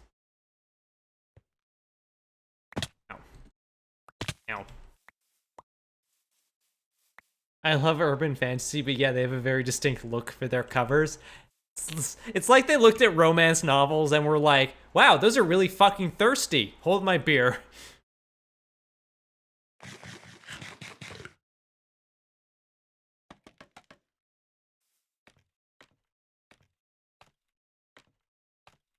You return with steak? Ooh.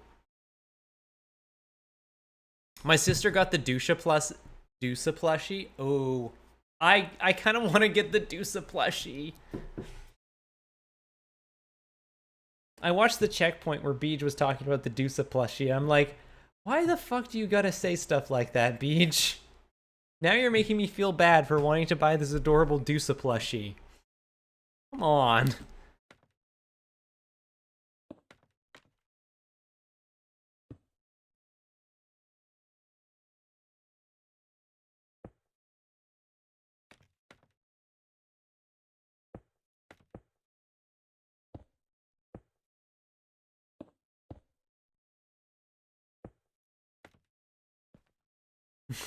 Because Beej. Come on, Beej. Just let people be. Did you know she talks? She talks when you squeeze her. It's like if she gives you 110, if you squeeze her, she says 1 of 10 randomly selected generally anxious voice lines. And I'm like, but same though.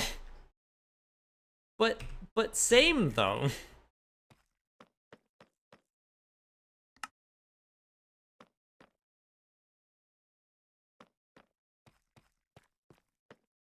I should go to sleep.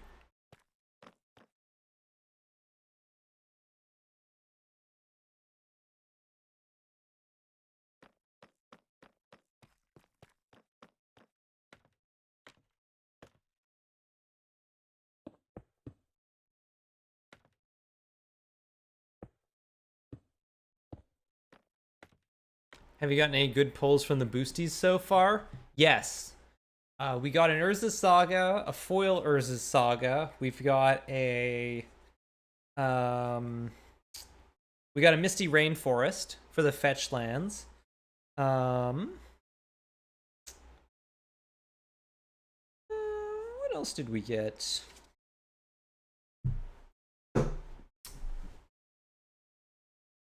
I will report back with the squishability rating. Nice.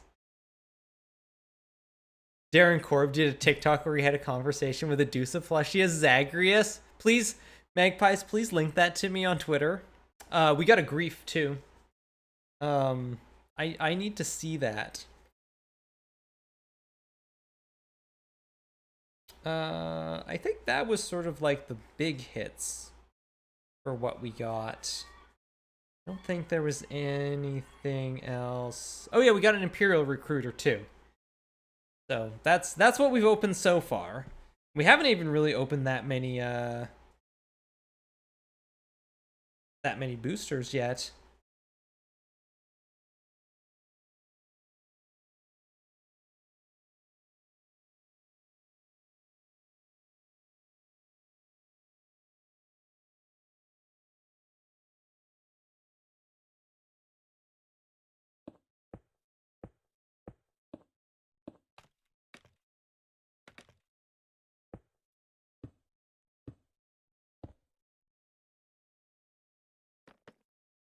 Oops. I saw a thing there. There we go. Ow. Let's see. How does this look?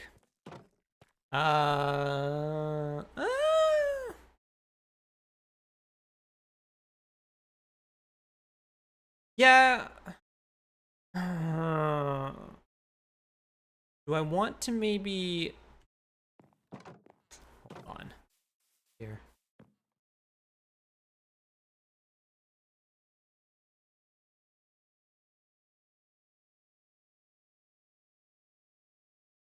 We may take that, we may decide to go up one again, but I'm gonna leave that for now. The issue is that I don't want to make it too tall because of where this roof line is over here. So if it gets much taller than this, I think this is going to look awkward. Like, this is already at the height of this here.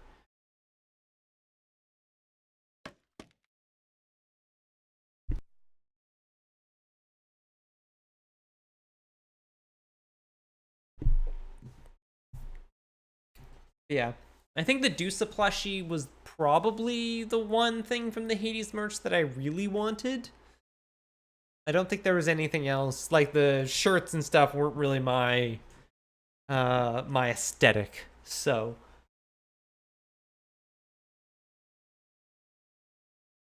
some of these cars look a little, like, the edges of some of these cars look a little scuffed up. Weird. Like they got a bit of scuffing on them.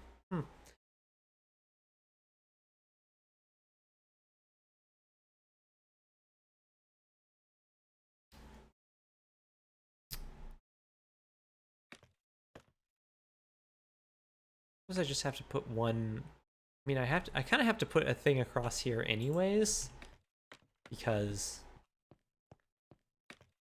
this opening. So we basically have to go like this, regardless. In fact, we have to fill in this stuff here too, at least. At least like that. So that's blocked off. Or maybe do we have any stairs? Not for these.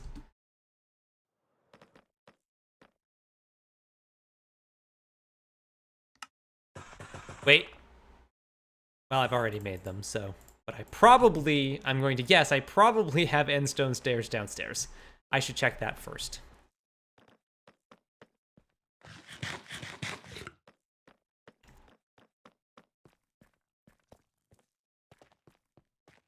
Also,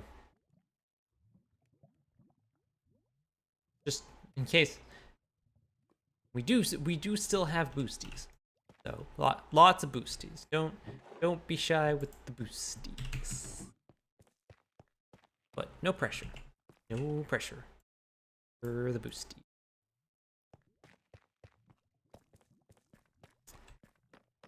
What time is it? 8 o'clock. Is it 8 o'clock? It's 8 o'clock. It's only 8 o'clock. I thought it was later than that.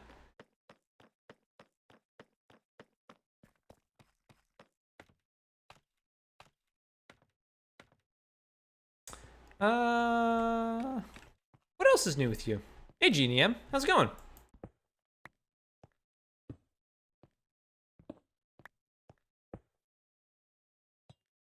There we go. That looks a little bit better.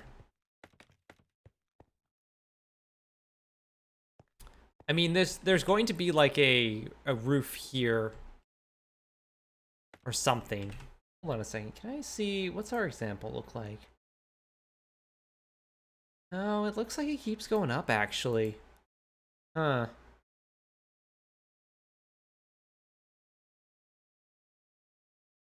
So this might just have to keep going.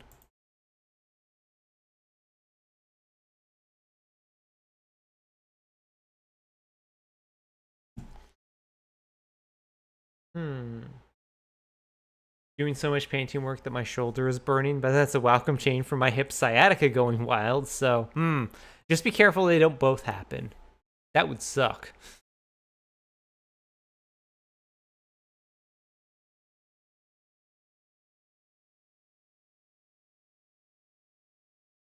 I think. Yeah, we might have to keep this stuff going up a little bit. Might have to redo the towers to make them a little bit taller. Got boosted on Friday? Nice! I have not yet been invited to do my 4th boosty. Well, booster dose. Vaccine booster dose. I can do boosties all I want. What are you gonna do? Stop me? I actually kind of think I need to make this. Looking at this now, you can't see it. I know I have this up, but I needed to Look at this. I kind of think I may actually have to make this window smaller.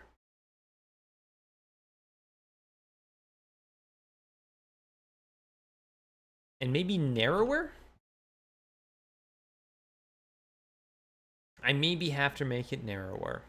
How much do we have to tip to make you not open a boosty? Oh, so much. Here it's whenever you want. I think it is for some people. I know there's some people that can get it.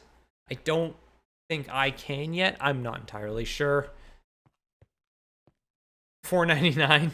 Yeah, tip me. Yeah, tip me. It's like let's say it's $9.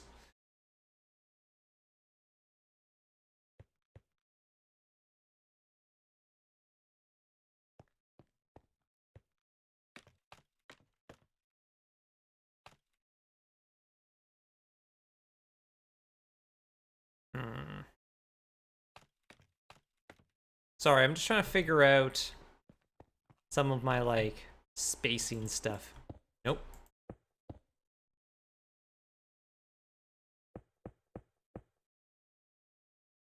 Yeah, because this needs to go all the way up. Man, I made these windows very tall. Did I maybe make these? Hold on a second.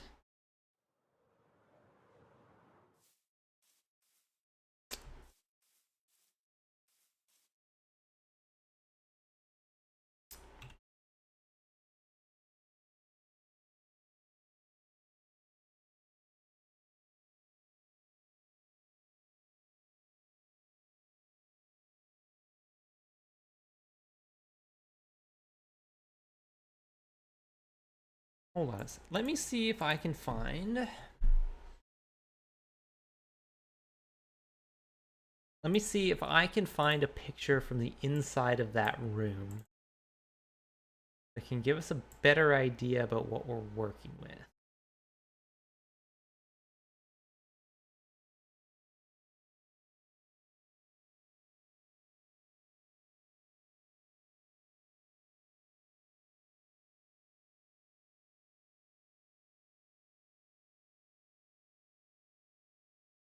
I think I have to make them shorter. I think I need to make that window smaller. I think I got too ambitious, chat. I think I need to bring that down. I flew too close to the sun.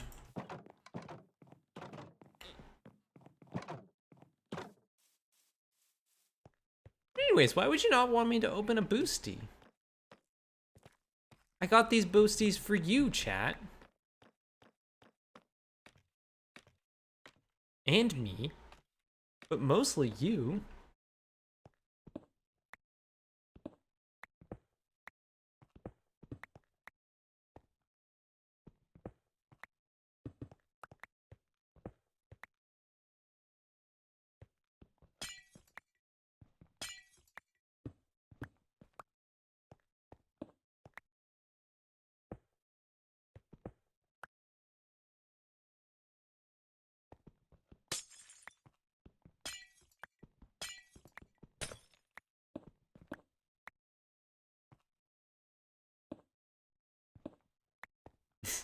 Oh, that's gone forever.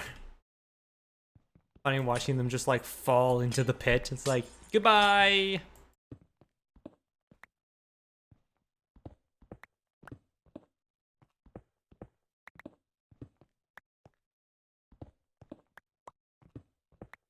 Here, let's just bring everything down to this one level and figure it out from here.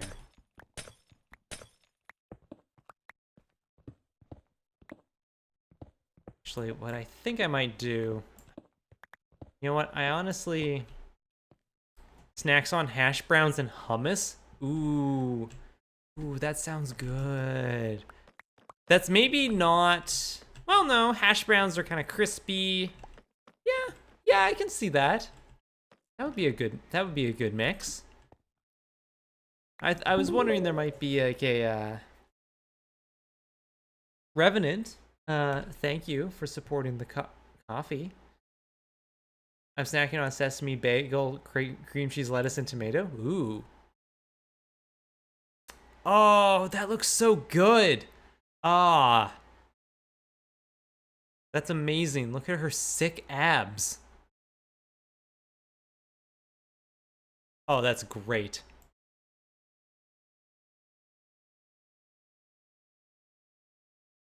So I spent Saturday in fever and watching Sandman.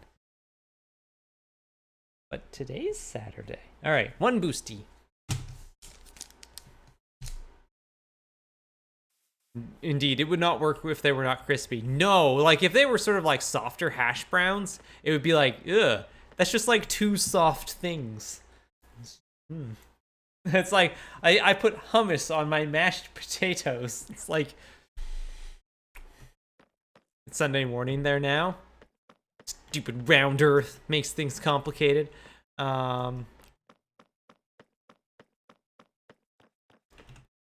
voted for flat earth. Boosty Cam.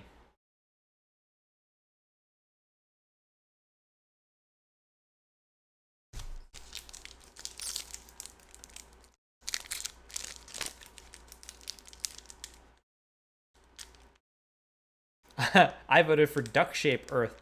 I wanted to go with the 3D model base shape of a teapot.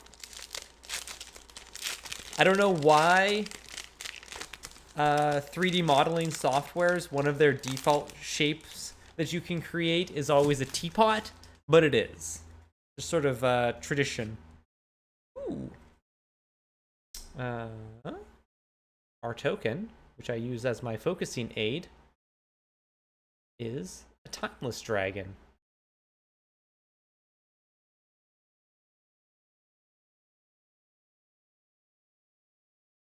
Default Blender object Earth. Russell's teapot. Right, because it was somebody who, if I remember, is because that teapot was the first 3D model, essentially. Yeah, it was like somebody, like the first 3D model they scanned was their teapot that they just had lying around. First up, we have Burdened Aerialist. 2 and a blue for a 3/1. When it enters the battlefield, create a treasure token. And whenever you sacrifice a token, it gets flying until end of turn. Nice little card. We've got a Landscaper Kolos. 5 and a white for a 4/6 Goat Beast. When it enters the battlefield, put target card from an opponent's graveyard on the bottom of their library. And it has land cycling for 1 and a white.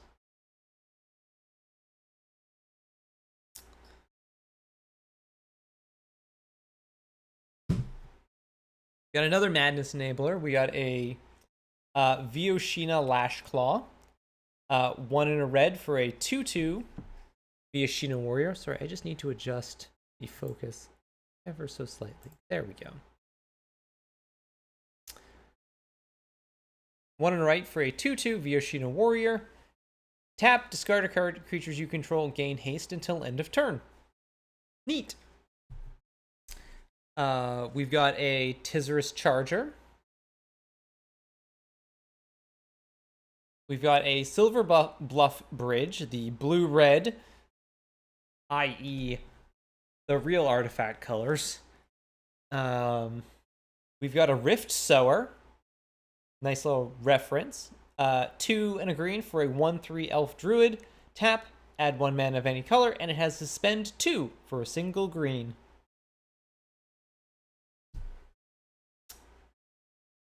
We've got a Chrome Courier.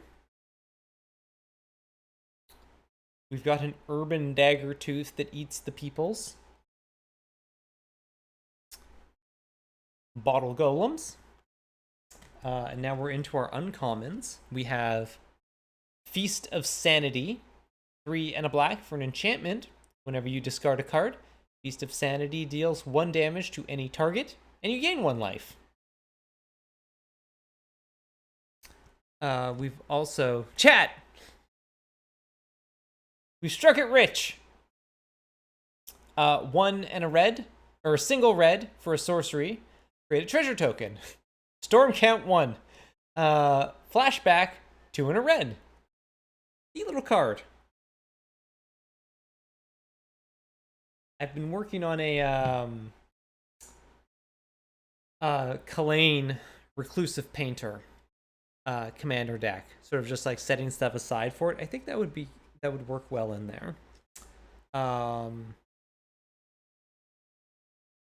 We've got Historic All-Star Ravenous Squirrel, black-green hybrid for a 1/1 creature squirrel. Whenever you sacrifice an artifact or creature, put a +1/+1 counter on Ravenous Squirrel. And for 1 black-green, sacrifice an artifact or creature, you gain 1 life and draw a card. Card's great. This is one of the cards that, like, I saw it when it came into Historic. I saw it in decks, and I'm like, really? Everybody's just jamming it in there? And then I played that version of the deck. I'm like, oh, this card fucks. It's like, excuse me, I'm just going to crack 3 treasure tokens, and this thing is now a 4/4. Smack! We've got our reprint is Sterling Grove. White and a green for an enchantment. Other enchantments you control have Shroud. 1, sacrifice Sterling Grove. Search your library for an enchantment card, reveal it, then shuffle, and put this card on top. Put that card on top. I should put this in my Miracle deck to protect all of them things. Our other rare is Zabaz, the Glimmer Wasp. 1 white for a 0/0 legendary artifact creature insect with modular 1. If a modular triggered ability would put 1 or more +1/+1 counters on a creature you control, that many +1/+1 counters are put on it instead. Red, destroy target artifact you control, and white, Zabaz the Glimmer Wasp gains flying until end of turn. I hope they do more module stuff because I want this card to be good. I want this commander deck to be good. The problem is that there just is not enough good modular creatures right now. A lot of the original ones were actually kind of crap. And then we also got a foil. We got an Altar of the Goyf. 5 mana for a tribal artifact Lurgoyf. Whenever a creature you control attacks alone, it gets +X/+X until end of turn, where X is the number of card types among cards in all graveyards. And Lurgoyf creatures you control have Trample. Neat.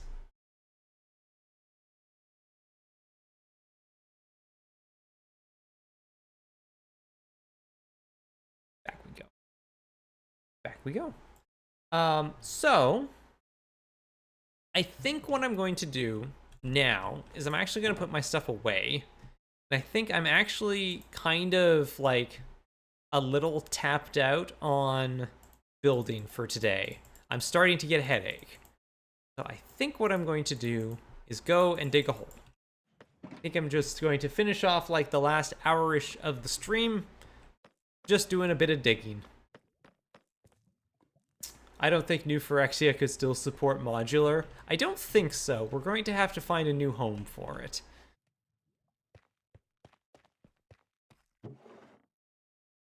I think if they ever went back to somewhere like Kaladesh, or probably Kaladesh. Like if they ever did a return to Kaladesh, I think modular would actually work really well there.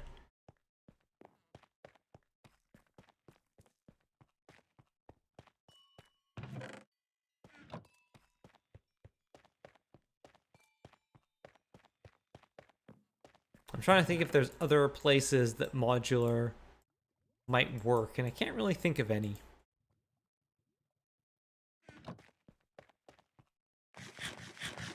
Brothers War? No, yeah, probably not.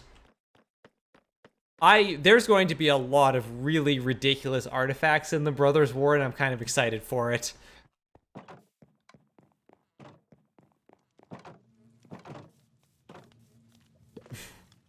A little bit of digging is good for what ails ya. If what ails ya is a lack of 16 by 16 holes. It's true.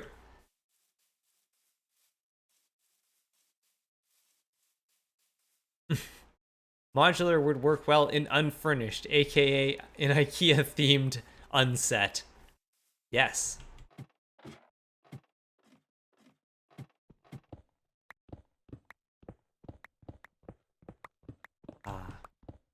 digging.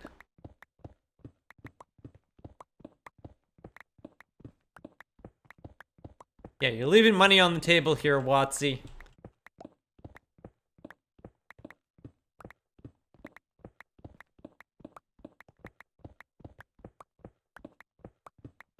What if you could assemble things that are not contraptions?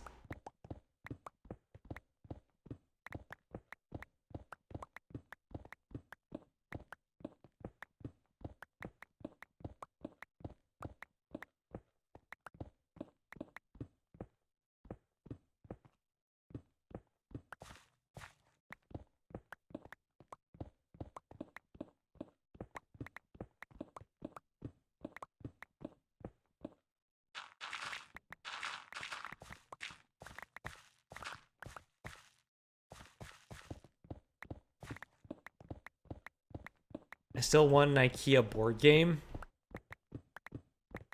where you're sort of like moving around an IKEA store, or what is your concept for an IKEA board game? I'm curious.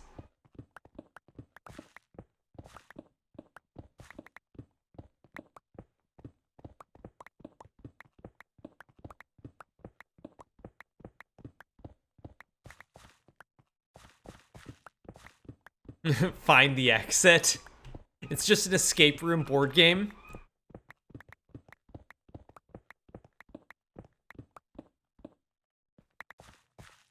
We need an Avenger of all the planes. Zendikar has had it too good for too long, plus then we could play a 5-color Avengers Assemble deck. Yeah, it's like they did the cycle of souls, like they did Soul of Zendikar, Soul of Theros, all of those ones, so why not Avengers?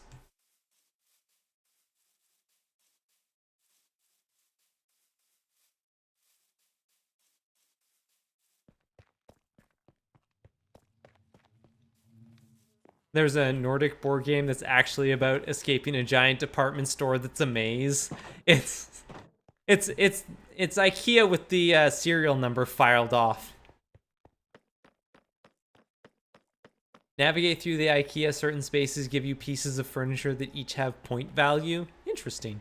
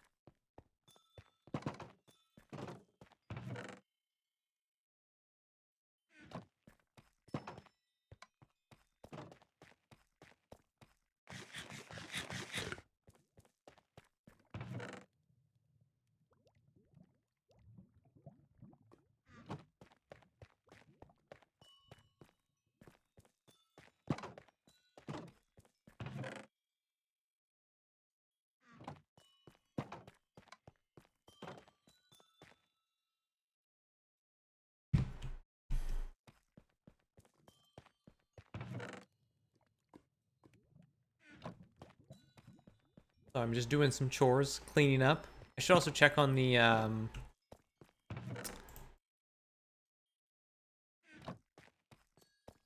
this stuff over here. See how this is doing.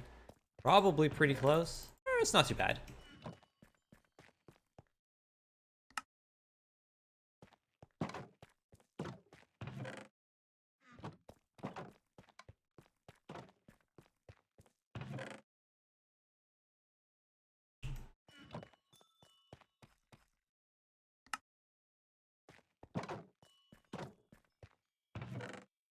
Yep.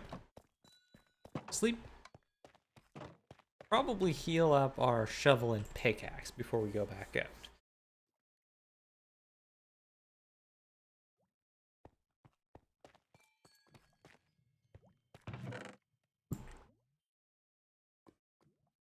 And put this gravel away, which I forgot to do.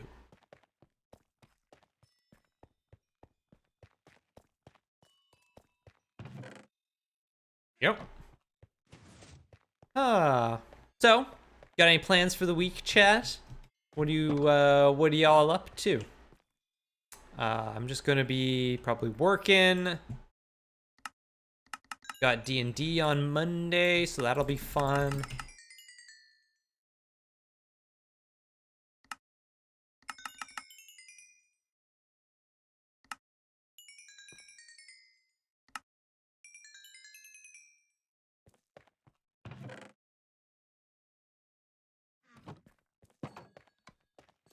Got a friend visiting on Wednesday. Nice. Making mapo tofu. That sounds good. Gotta work on my DB craft so it stops being rainy and windy outside. Nice, nice. I'm celebrating a birthday on Monday. Well, as much as one celebrates a birthday at the age of 21. That's what? 21 is like prime birthday celebration age. Celebrate your 21st birthday. You cannot celebrate like your 40th birthday. Trust me. Celebrate your birthdays now.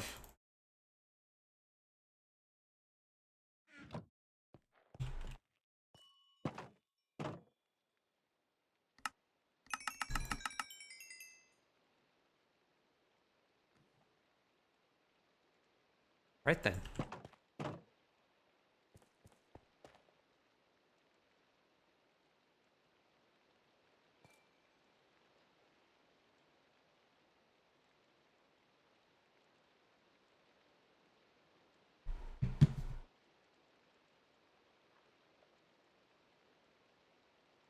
I'll be celebrating that 40th this year.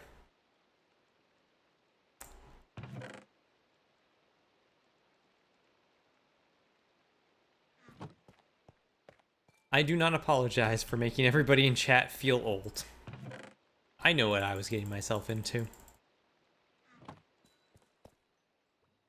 My 43rd birthday was in May. Nice.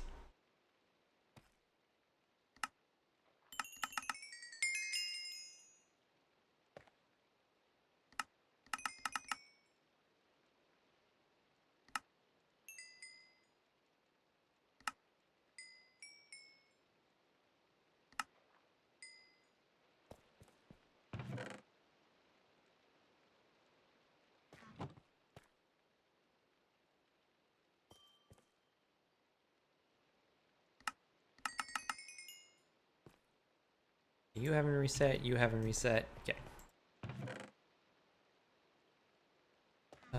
Although, let's get, I need some of you. And some of this. And get some glass too, because I was running low on that.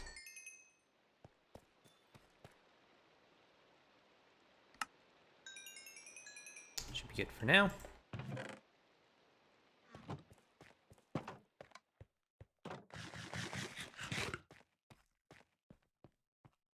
My 40th was in April, and I celebrated the fact that my mother-in-law was not in the hospital that week, but that was about it. Nice. I hope we have a party for 41. I hope so too.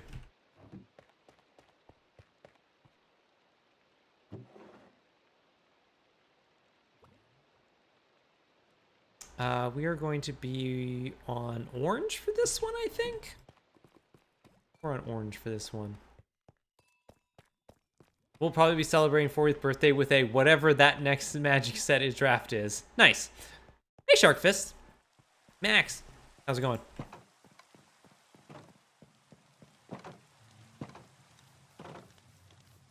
Anyone who thinks age comes with maturity hasn't been paying attention to us giggling at buttresses and groin vaults. Groin vaults.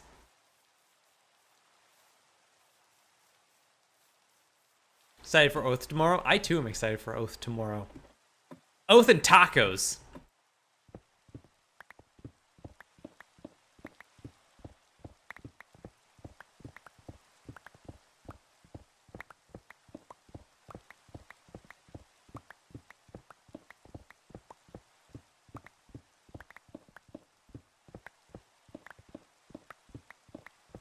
Also, because we were like, let's have tacos. And then everything sort of ended up being Mexican themed. Like Joe's making horchata, having nachos for snacks, and we were talking about doing an ice cream, and I think Joe is going to try and make a like a spicy Mayan chocolate ice cream, which I'm very excited to see how that turns out.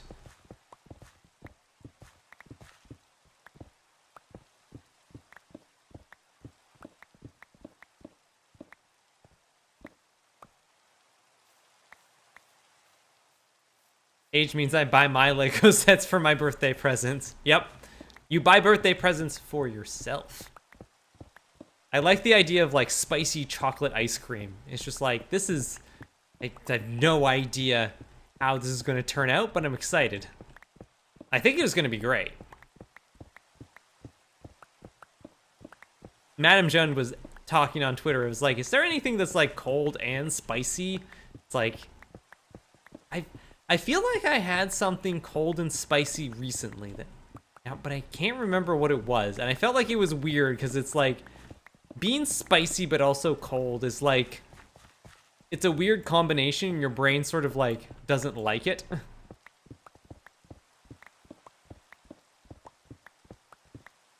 Lauganma on ice cream? I don't know what that is.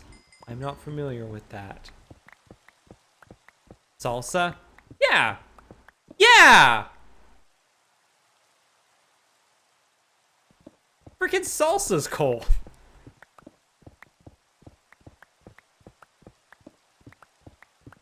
Spicy chili crisp. Ooh. Margarita with spicy salt.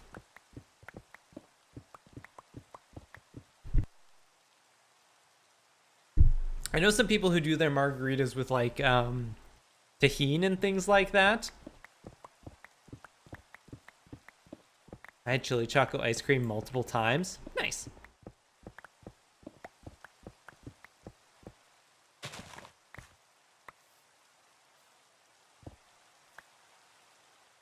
Salsa's room temperature, is that really cold? I mean, if I'm being honest, my salsa is usually cold because I usually eat it out of the fridge. I usually just take the jar out of the fridge, dump it in a bowl, and start eating, because do you really think I'm going to sit around and wait for my salsa to come up to room temperature when there's salsa and nachos to eat?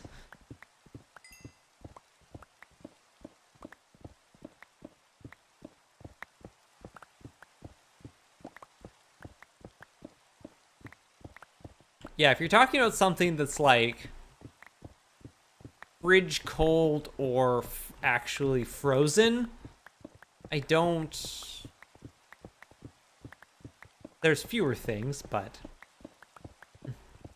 Pickled ginger is cold. This is true.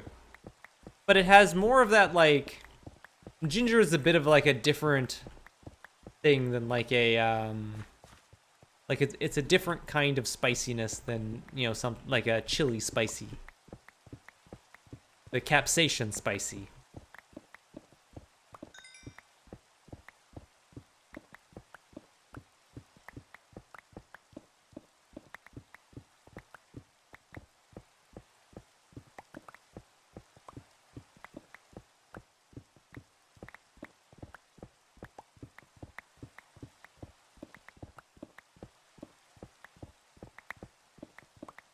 Wasabi ice cream? Ooh. Ooh, that would be... I feel like wasabi ice cream would be intense.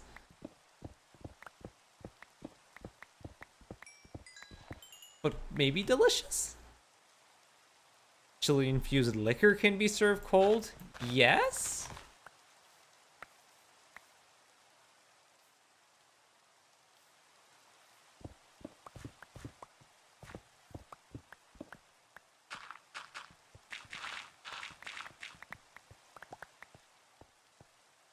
Sounds like a way to clear your sinuses, right? Spicy sushi rolls? Ooh, that's a good one.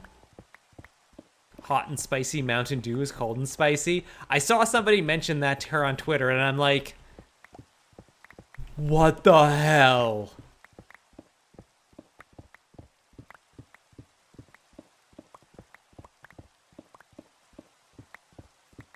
Hot and spicy Mountain Dew. Has anybody tried to stop Mountain Dew? A Caesar is cold and spicy? Yeah. Yeah. Especially how I make them. I maybe have a little heavy hand with the Tabasco sauce. Flaming hot Mountain Dew literally gave me a headache after a sip. That's just... it feels like he's giving me a headache just knowing about it. My message wasn't posted due to a conflict with channel moderation settings. That's a new one. What was the post about? Is Automod enlisting new allies? I mean, I had that happen. Airbender, thank you for supporting the coffee. I had that happen to me once, but I'm pretty sure it's because I mentioned COVID in the thing. Like, I was just saying, it's like, I'm sick because I have COVID in the chat, and it got probably due to explicitly blocked terms. Yeah, I'm not sure what it would have been, because I think I have a few block terms set up, but I don't think there's like, I'm trying to think what I have. I'm trying to remember.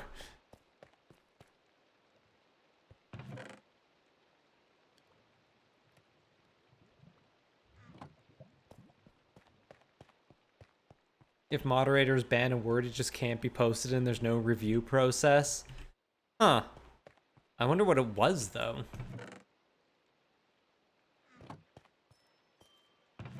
And she can't type it because it would probably not go through. Could it be a case of place name in England problem? It was extremely innocuous. Interesting. Weird. Now I'm curious.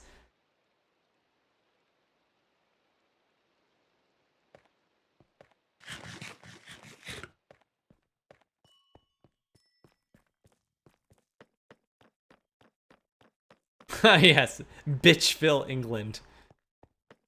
Buffalo. What? What?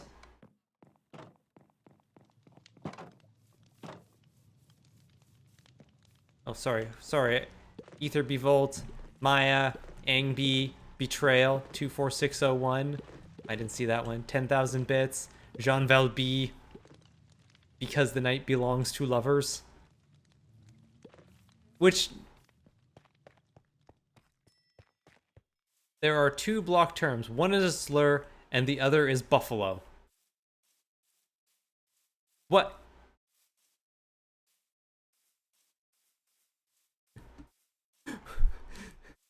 Why did we block buffalo?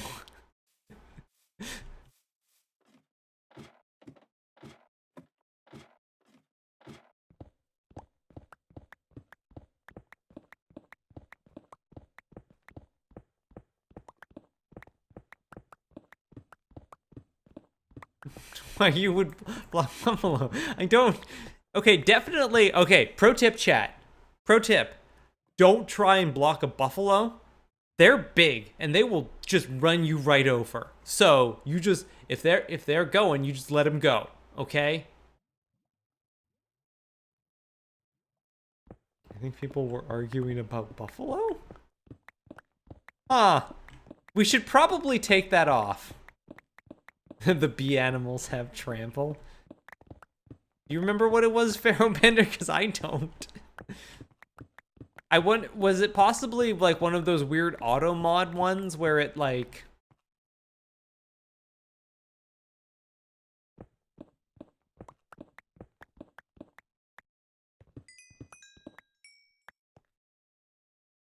things that can't be discussed in this channel. Pound cake, German victory in World War I, and the B word.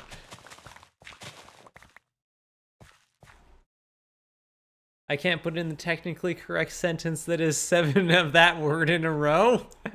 Buffalo, buffalo, buffalo, buffalo, buffalo, buffalo.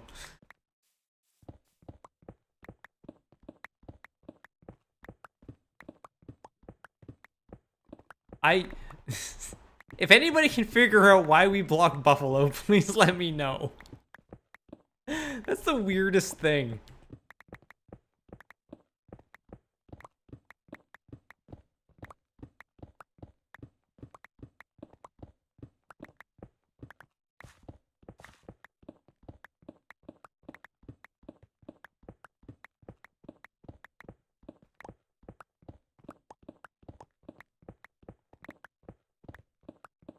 I feel like this was I think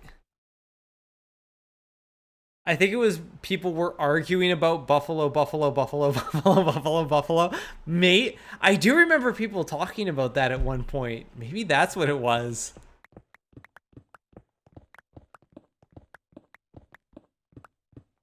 It's probably one of those things where we put it on the block terms just to stop that conversation and then forgot to change it.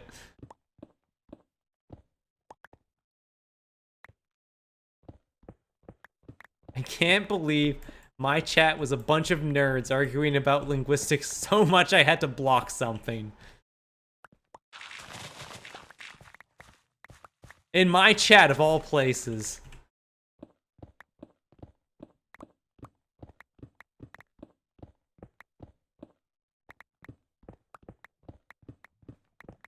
Anyways.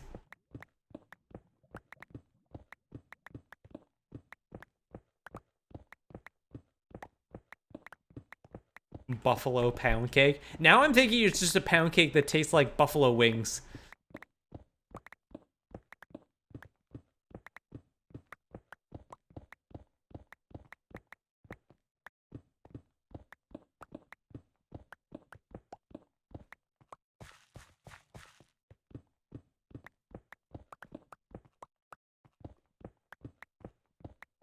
Oh wait, we were gonna open a booster. We were gonna open a booster and then got completely distracted by band term buffalo. Fun fact, the Plains bison scientific name is bison, bison, bison. I know. It delights me so much.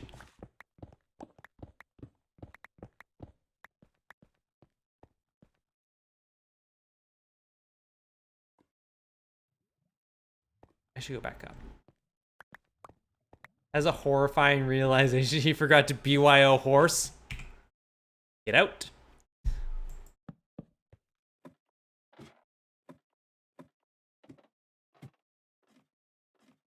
I don't know when the Empire Rebel thing was added in. I don't remember when that one was added in. You lot fuck off. Get out of here. No, no. Oh God, there's two of you.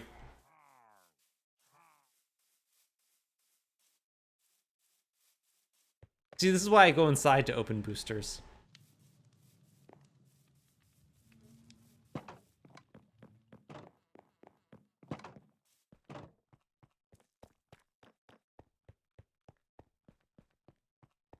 Grabs a broom and makes totally convincing clop clop sounds. Just get the classic Monty Python 2 coconuts thing.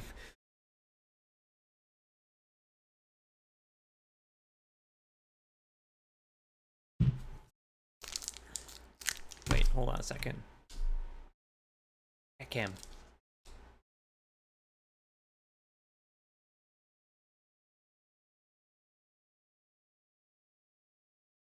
That's the lighting a little bit.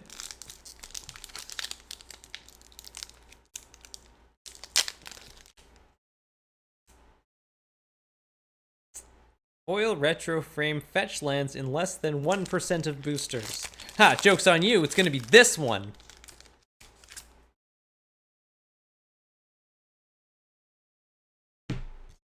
Our token, our calibration token.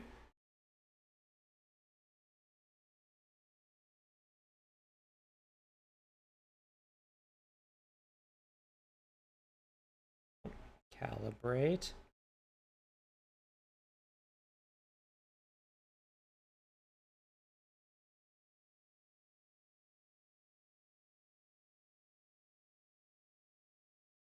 Oh, it really doesn't want to calibrate today, does it?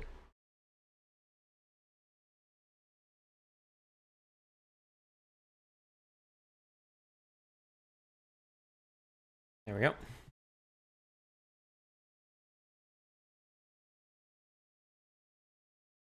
Maybe the real treasure is the camera refocused along the way.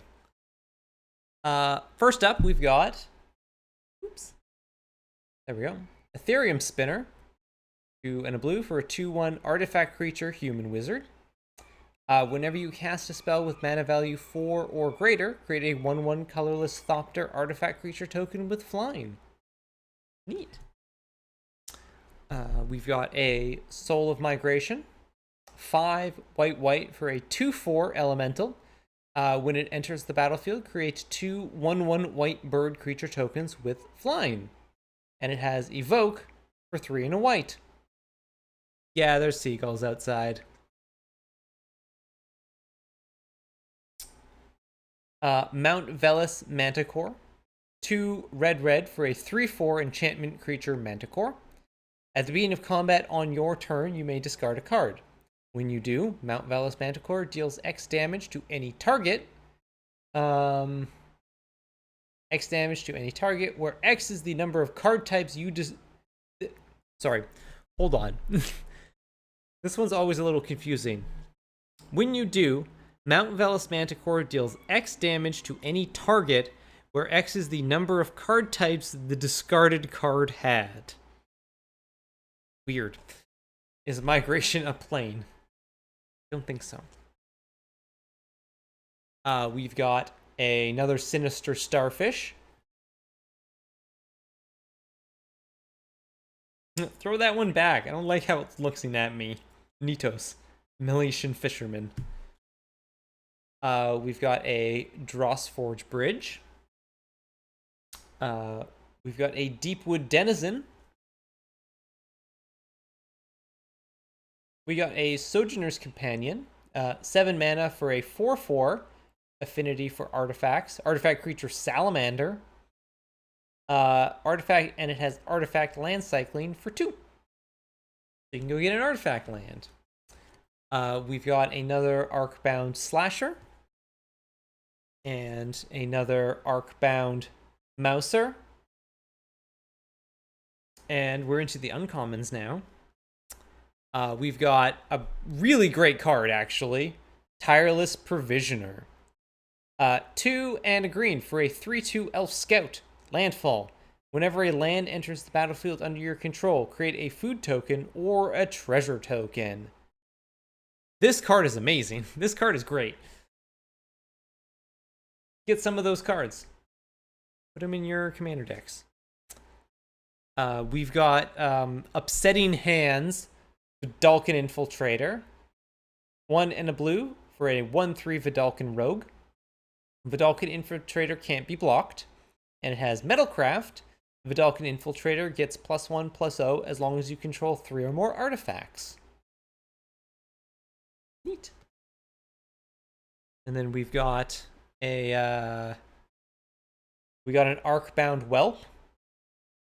3 and a red for a 0/0 artifact creature dragon with modular 2 and flying. And red, Arcbound Whelps gets +1/+0 until end of turn. It has fire breathing. It's a nice little reference to Furnace Whelp. Fun fact, Furnace Whelp has one of my favorite pieces of flavor text, which is baby dragons don't understand humans. If they didn't want to be eaten, why were they made of meat and treasure?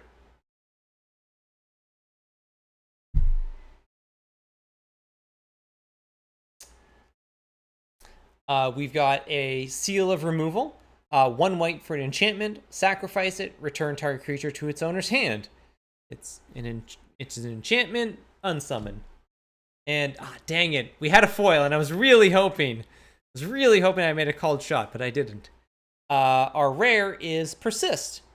1 and a black for a sorcery. Return target non-legendary creature from your graveyard to the battlefield with a -1/-1 counter on it. Neat.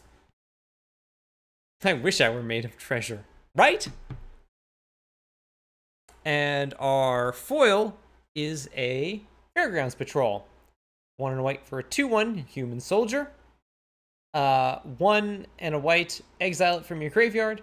Create a 1/1 Thopter. Activate as a sorcery. The crankiest looking zombie I've ever seen. It's like, yeah. And like, zombies are usually cranky.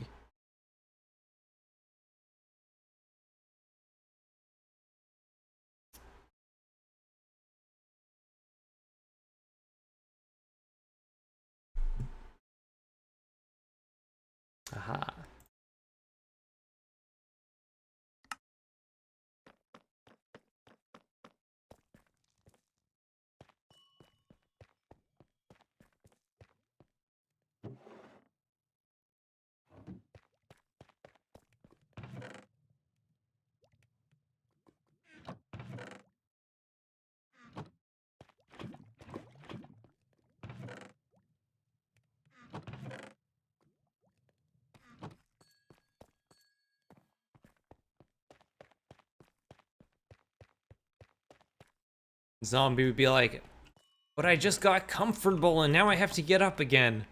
Grrr.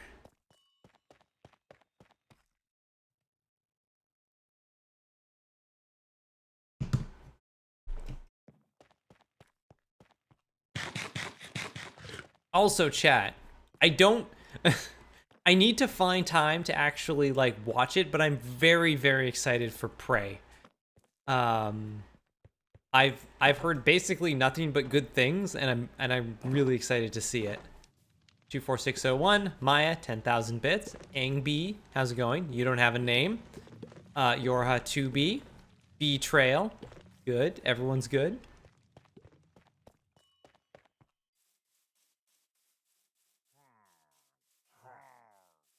Go away, you lot. Don't make me get the milk.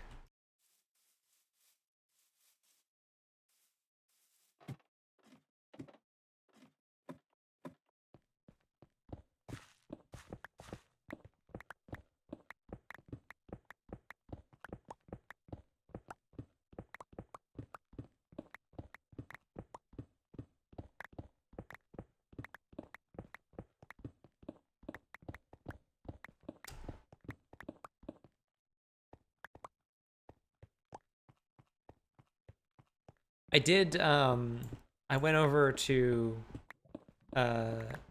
Joe's place last night just to have supper, and he had, a guest staying with him, and we went out to, oops, a local gay bar just for some drinks after supper, and wow, I'm continually amazed that it's like, wow, I really have like absolutely nothing in common with gay men.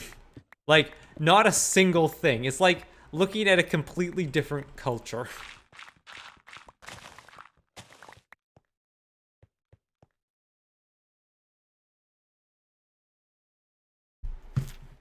Hopefully the lack of work-safe compliance will take care of the visitor problem. Hopefully. That's why I keep leaving these pits around, for exactly that reason.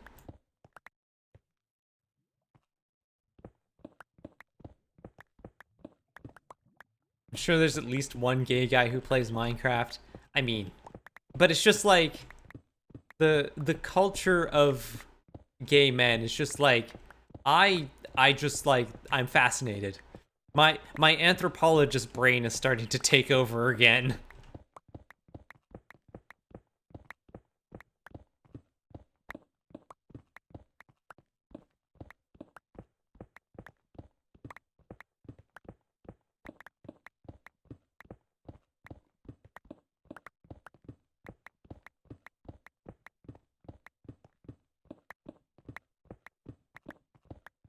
See, this is the thing that I have absolutely no, it's like, this is part of it. I have no fucking clue what a popper is.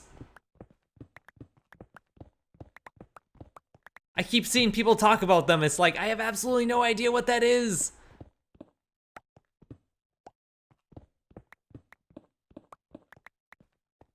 Jalapeno poppers, right? Yeah! That's gotta be it.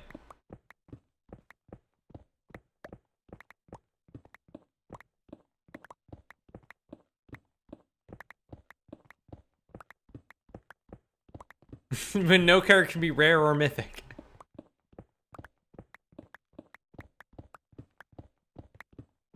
I was like, but Erica, that's common knowledge.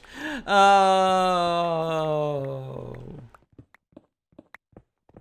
Oh.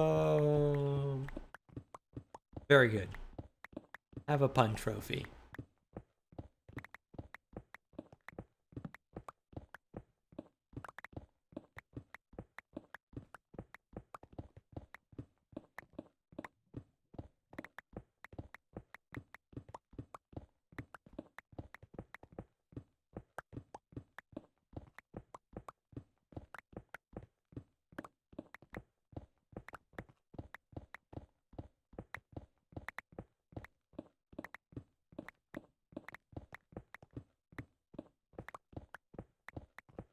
Anyways, my point is, gay men are weird.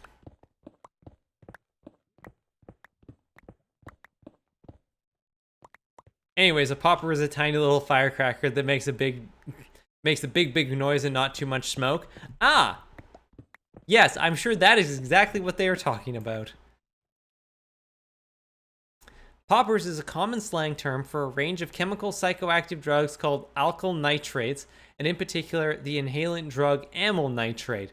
Poppers are typically sold in small bottles and often marketed as rhumaronas or deodorizers, although they are not used for that purpose. Ah.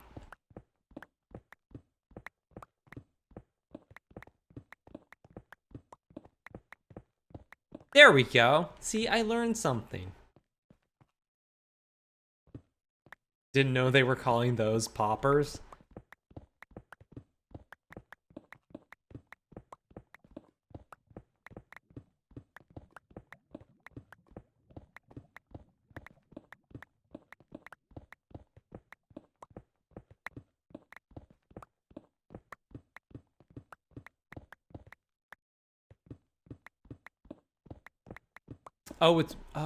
It's whippets.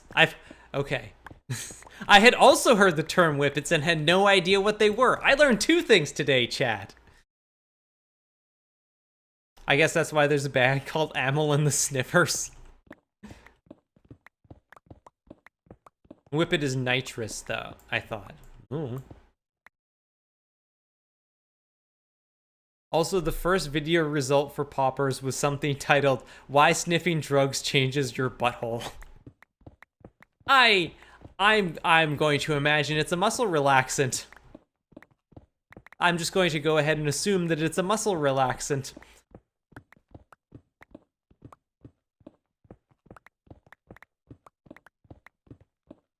It sure is. There we go.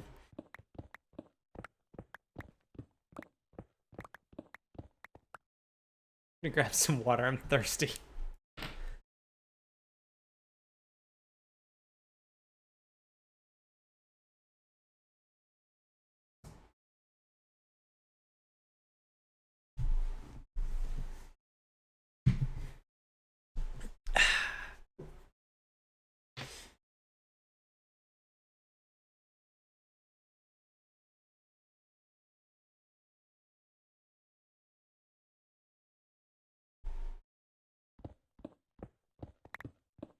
Whippet is, I believe, the small NO2 canisters bought from catering supply for cream whippers. I don't know. I don't know, man.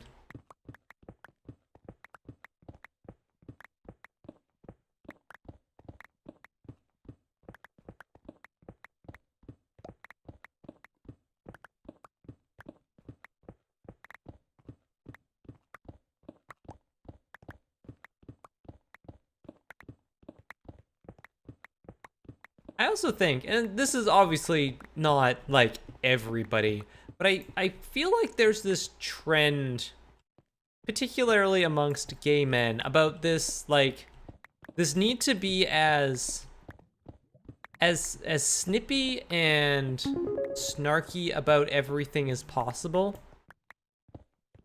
and like be the sassy gay. And a lot of times, like, you know what? You're just kind of just being mean for no reason. Canned air for dusting is what I remember being popular. Ooh, Pharaohbender. Or no. Yes, that was Pharaohbender. Boosty. I was trying to time it for when a layer was done and failed. Yeah, I mean, that's like the delay on that's tricky.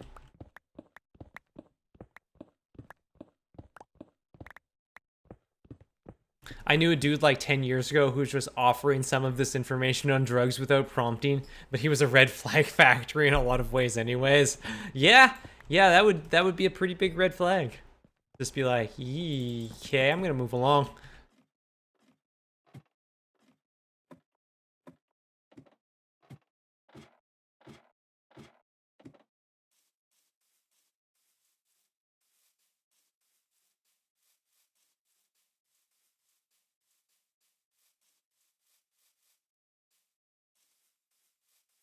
I prefer whipped cream canisters, but those come with whipped cream. I don't do the nitrous.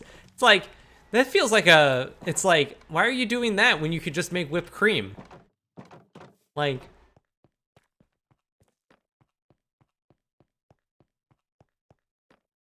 Stepped right out of a 90s don't do drugs campaign. More red flags than a Soviet war parade.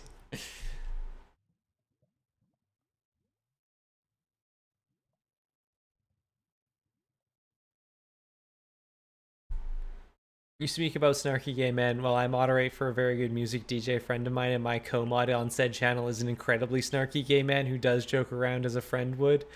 And like, it's fine to do that, but I feel like a lot of times it's just like, again, you're kind of just being a dick for the sake of being, keeping up pretense of being sassy gay man, it feels like.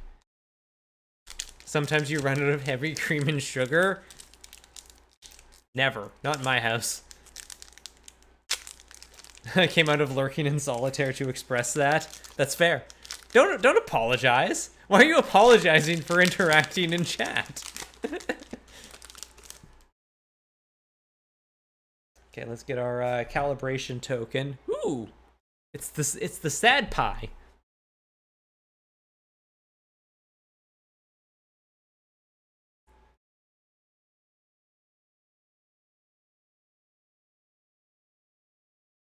Yep. First up, it's not greater, it's not lesser, it's Gargadon. I read about India running out of flavored condoms the other day. Turns out people infuse them for a day in warm water, which creates hallucinogenic tea. Oh. The food tokens are so gross and awesome. I love it. If it didn't have an upsetting face on it, it would actually look like a really delicious pie. We've got a sketch frame phantasmal dreadmaw. We've got an arc brown prototype. We've got Tanglepool Bridge. Just snort condoms like the rest of us, right? You dry them out and grind them up. We've got the best storm payload. Chatterstorm. 1 and a green for a sorcery. Create a 1/1 green squirrel creature token. And Storm.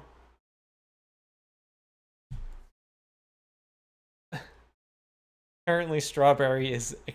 One of my coworkers at the sexual health clinic got bored one day and taste tested the free condoms. Apparently Strawberry is acceptable. Oh. Oh boy. Just... Yeah, you would have to be real bored at work that day.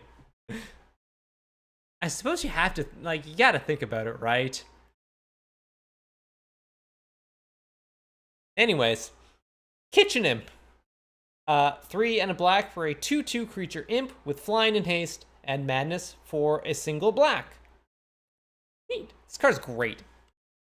All-star in the draft.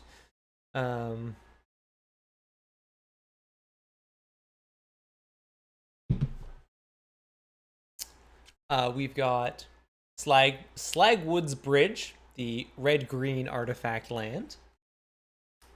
We got one of my favorite cards, actually. I think this card is really good. Ornithopter of Paradise. 2 mana for an 0/2 artifact creature Thopter with flying. Tap, add 1 mana of any color.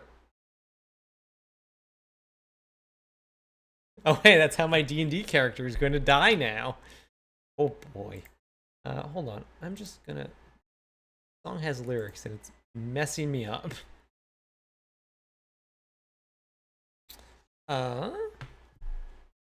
Tragic Fall. Is this when you tear your leggings and they run out of pumpkin spice latte? I've had a tragic fall. 1 and a black for an instant. Target creature gets -3/-3 until end of turn, and if you're hellbent, you have no cards in hand. They get -13/-13 until end of turn. Rainbow Thorpe. Mana Bird Orny is a great idea. It's really good. We've got more squirrels. We got Drake Keeper, 3 black-green for a 2/2 elf druid. When it enters the battlefield, create 2 1/1 green squirrel creature tokens. And for 3 and a black, squirrels you control get +1/+0 and gain menace until end of turn. I never got a chance to draft the squirrel deck, but it looks like it would have been a lot of fun. We've got a uncommon, interesting ramp card. We've got Terramorph, 3 and a green for a sorcery. Search your library for a basic land card, put it onto the battlefield, then shuffle, and it has Rebound. So, Rebound is, if you cast the spell from your hand, exile it as it resolves. At the beginning of your next upkeep, you may cast this card from exile without paying its mana cost. Again, Storm count, and it adds mana. I love playing against Brea decks because I get to yell Thorpe Thorpe whenever she comes out. That would be a lot of fun. We've got Caprichrome, 3 and a white for a 2/2 artifact creature goat with flash and vigilance, and it has Devour Artifact 1. Somewhere not too far, Amaro smiles in his sleep. Wait, why isn't he asleep? He's in the same time zone as me. It's only 9. It's only 9:15. So Devour Artifact 1. As this enters the battlefield, you may sacrifice any number of artifacts. This creature enters the battlefield with that many +1/+1 counters on it. We've got Upsetting Fingies again. Vidalcan Infiltrator. Yeah, but he's had a long day. That's fair. He's all tuckered out. And then we've got a Soul Snare as our reprint card. Single white for an enchantment. 1 or white, sacrifice it. Exile target creatures that's attacking you or a planeswalker you control. Those are Upsetting Fingies, right? Neat card. And our rare is a mythic. And it is also in my cube as one of my favorite reanimator payloads. We've got Sarah's Emissary. 4 white for a 7/7 creature angel with flying. As Sarah's Emissary enters the battlefield, choose a card type. You and creatures you control have protection from the chosen card type. Pick creatures. Just pick creatures. It's just like, what are you gonna do? You can attack me. Can't block. Oh, I like that card. Sarah's Emissary is really good. Focus. Focus. Nope. Right, that's the break screen. Let's go back to the normal screen. Normal view. It's nighttime.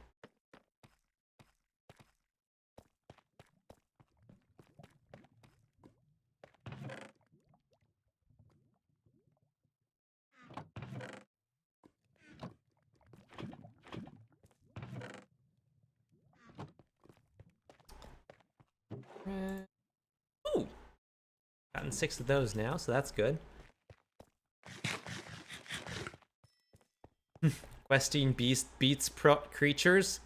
Does it?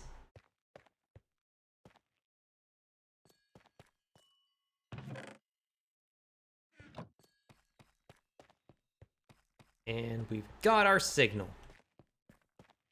Sleep, and then gonna go up. All right. So, thank you for everyone for hanging out. Thank you for everybody who gave tips for boosties. We still have a lot left, actually.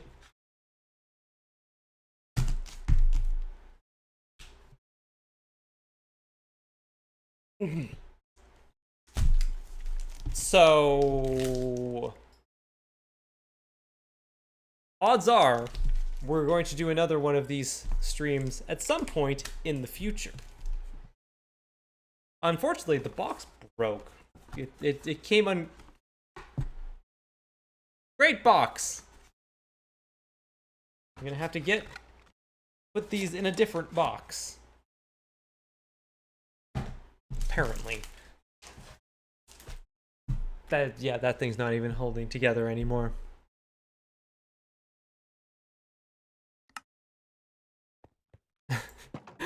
What is this box? You aren't part of Unclued.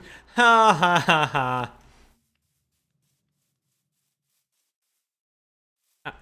Oh. All right, cool. So thank you all for hanging out. Thank you for all of the boosty opening fun. It was good. I needed it. I needed to pick me up, and boosties are a good way to do that. So now I have the stash of boosties for whenever I need another boosty pick me up. But for now, Erica Cam go bye-bye? Erica Cam went bye-bye.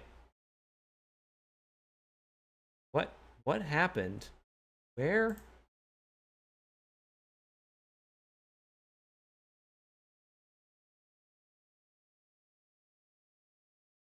You needed a boost? I did in fact need a... What the... Oh, I have a thing for boosty cam. Why did I... Whole thing for boosty cam. What the hell happened to my camera? My camera died. Okay, well then. I'm gonna have to investigate that. All right, that sounds like a problem to check on later. Thank you all for hanging out. Nope, that's not...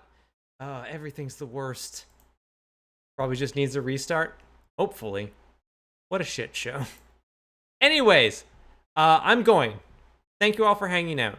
I will be back on... actually, hold on. Let's go to the other one. I will be back on Tuesday where we will keep digging. And yeah, for now, I'm going to run over to the other thing here and take a screenshot. See you tomorrow. Yeah.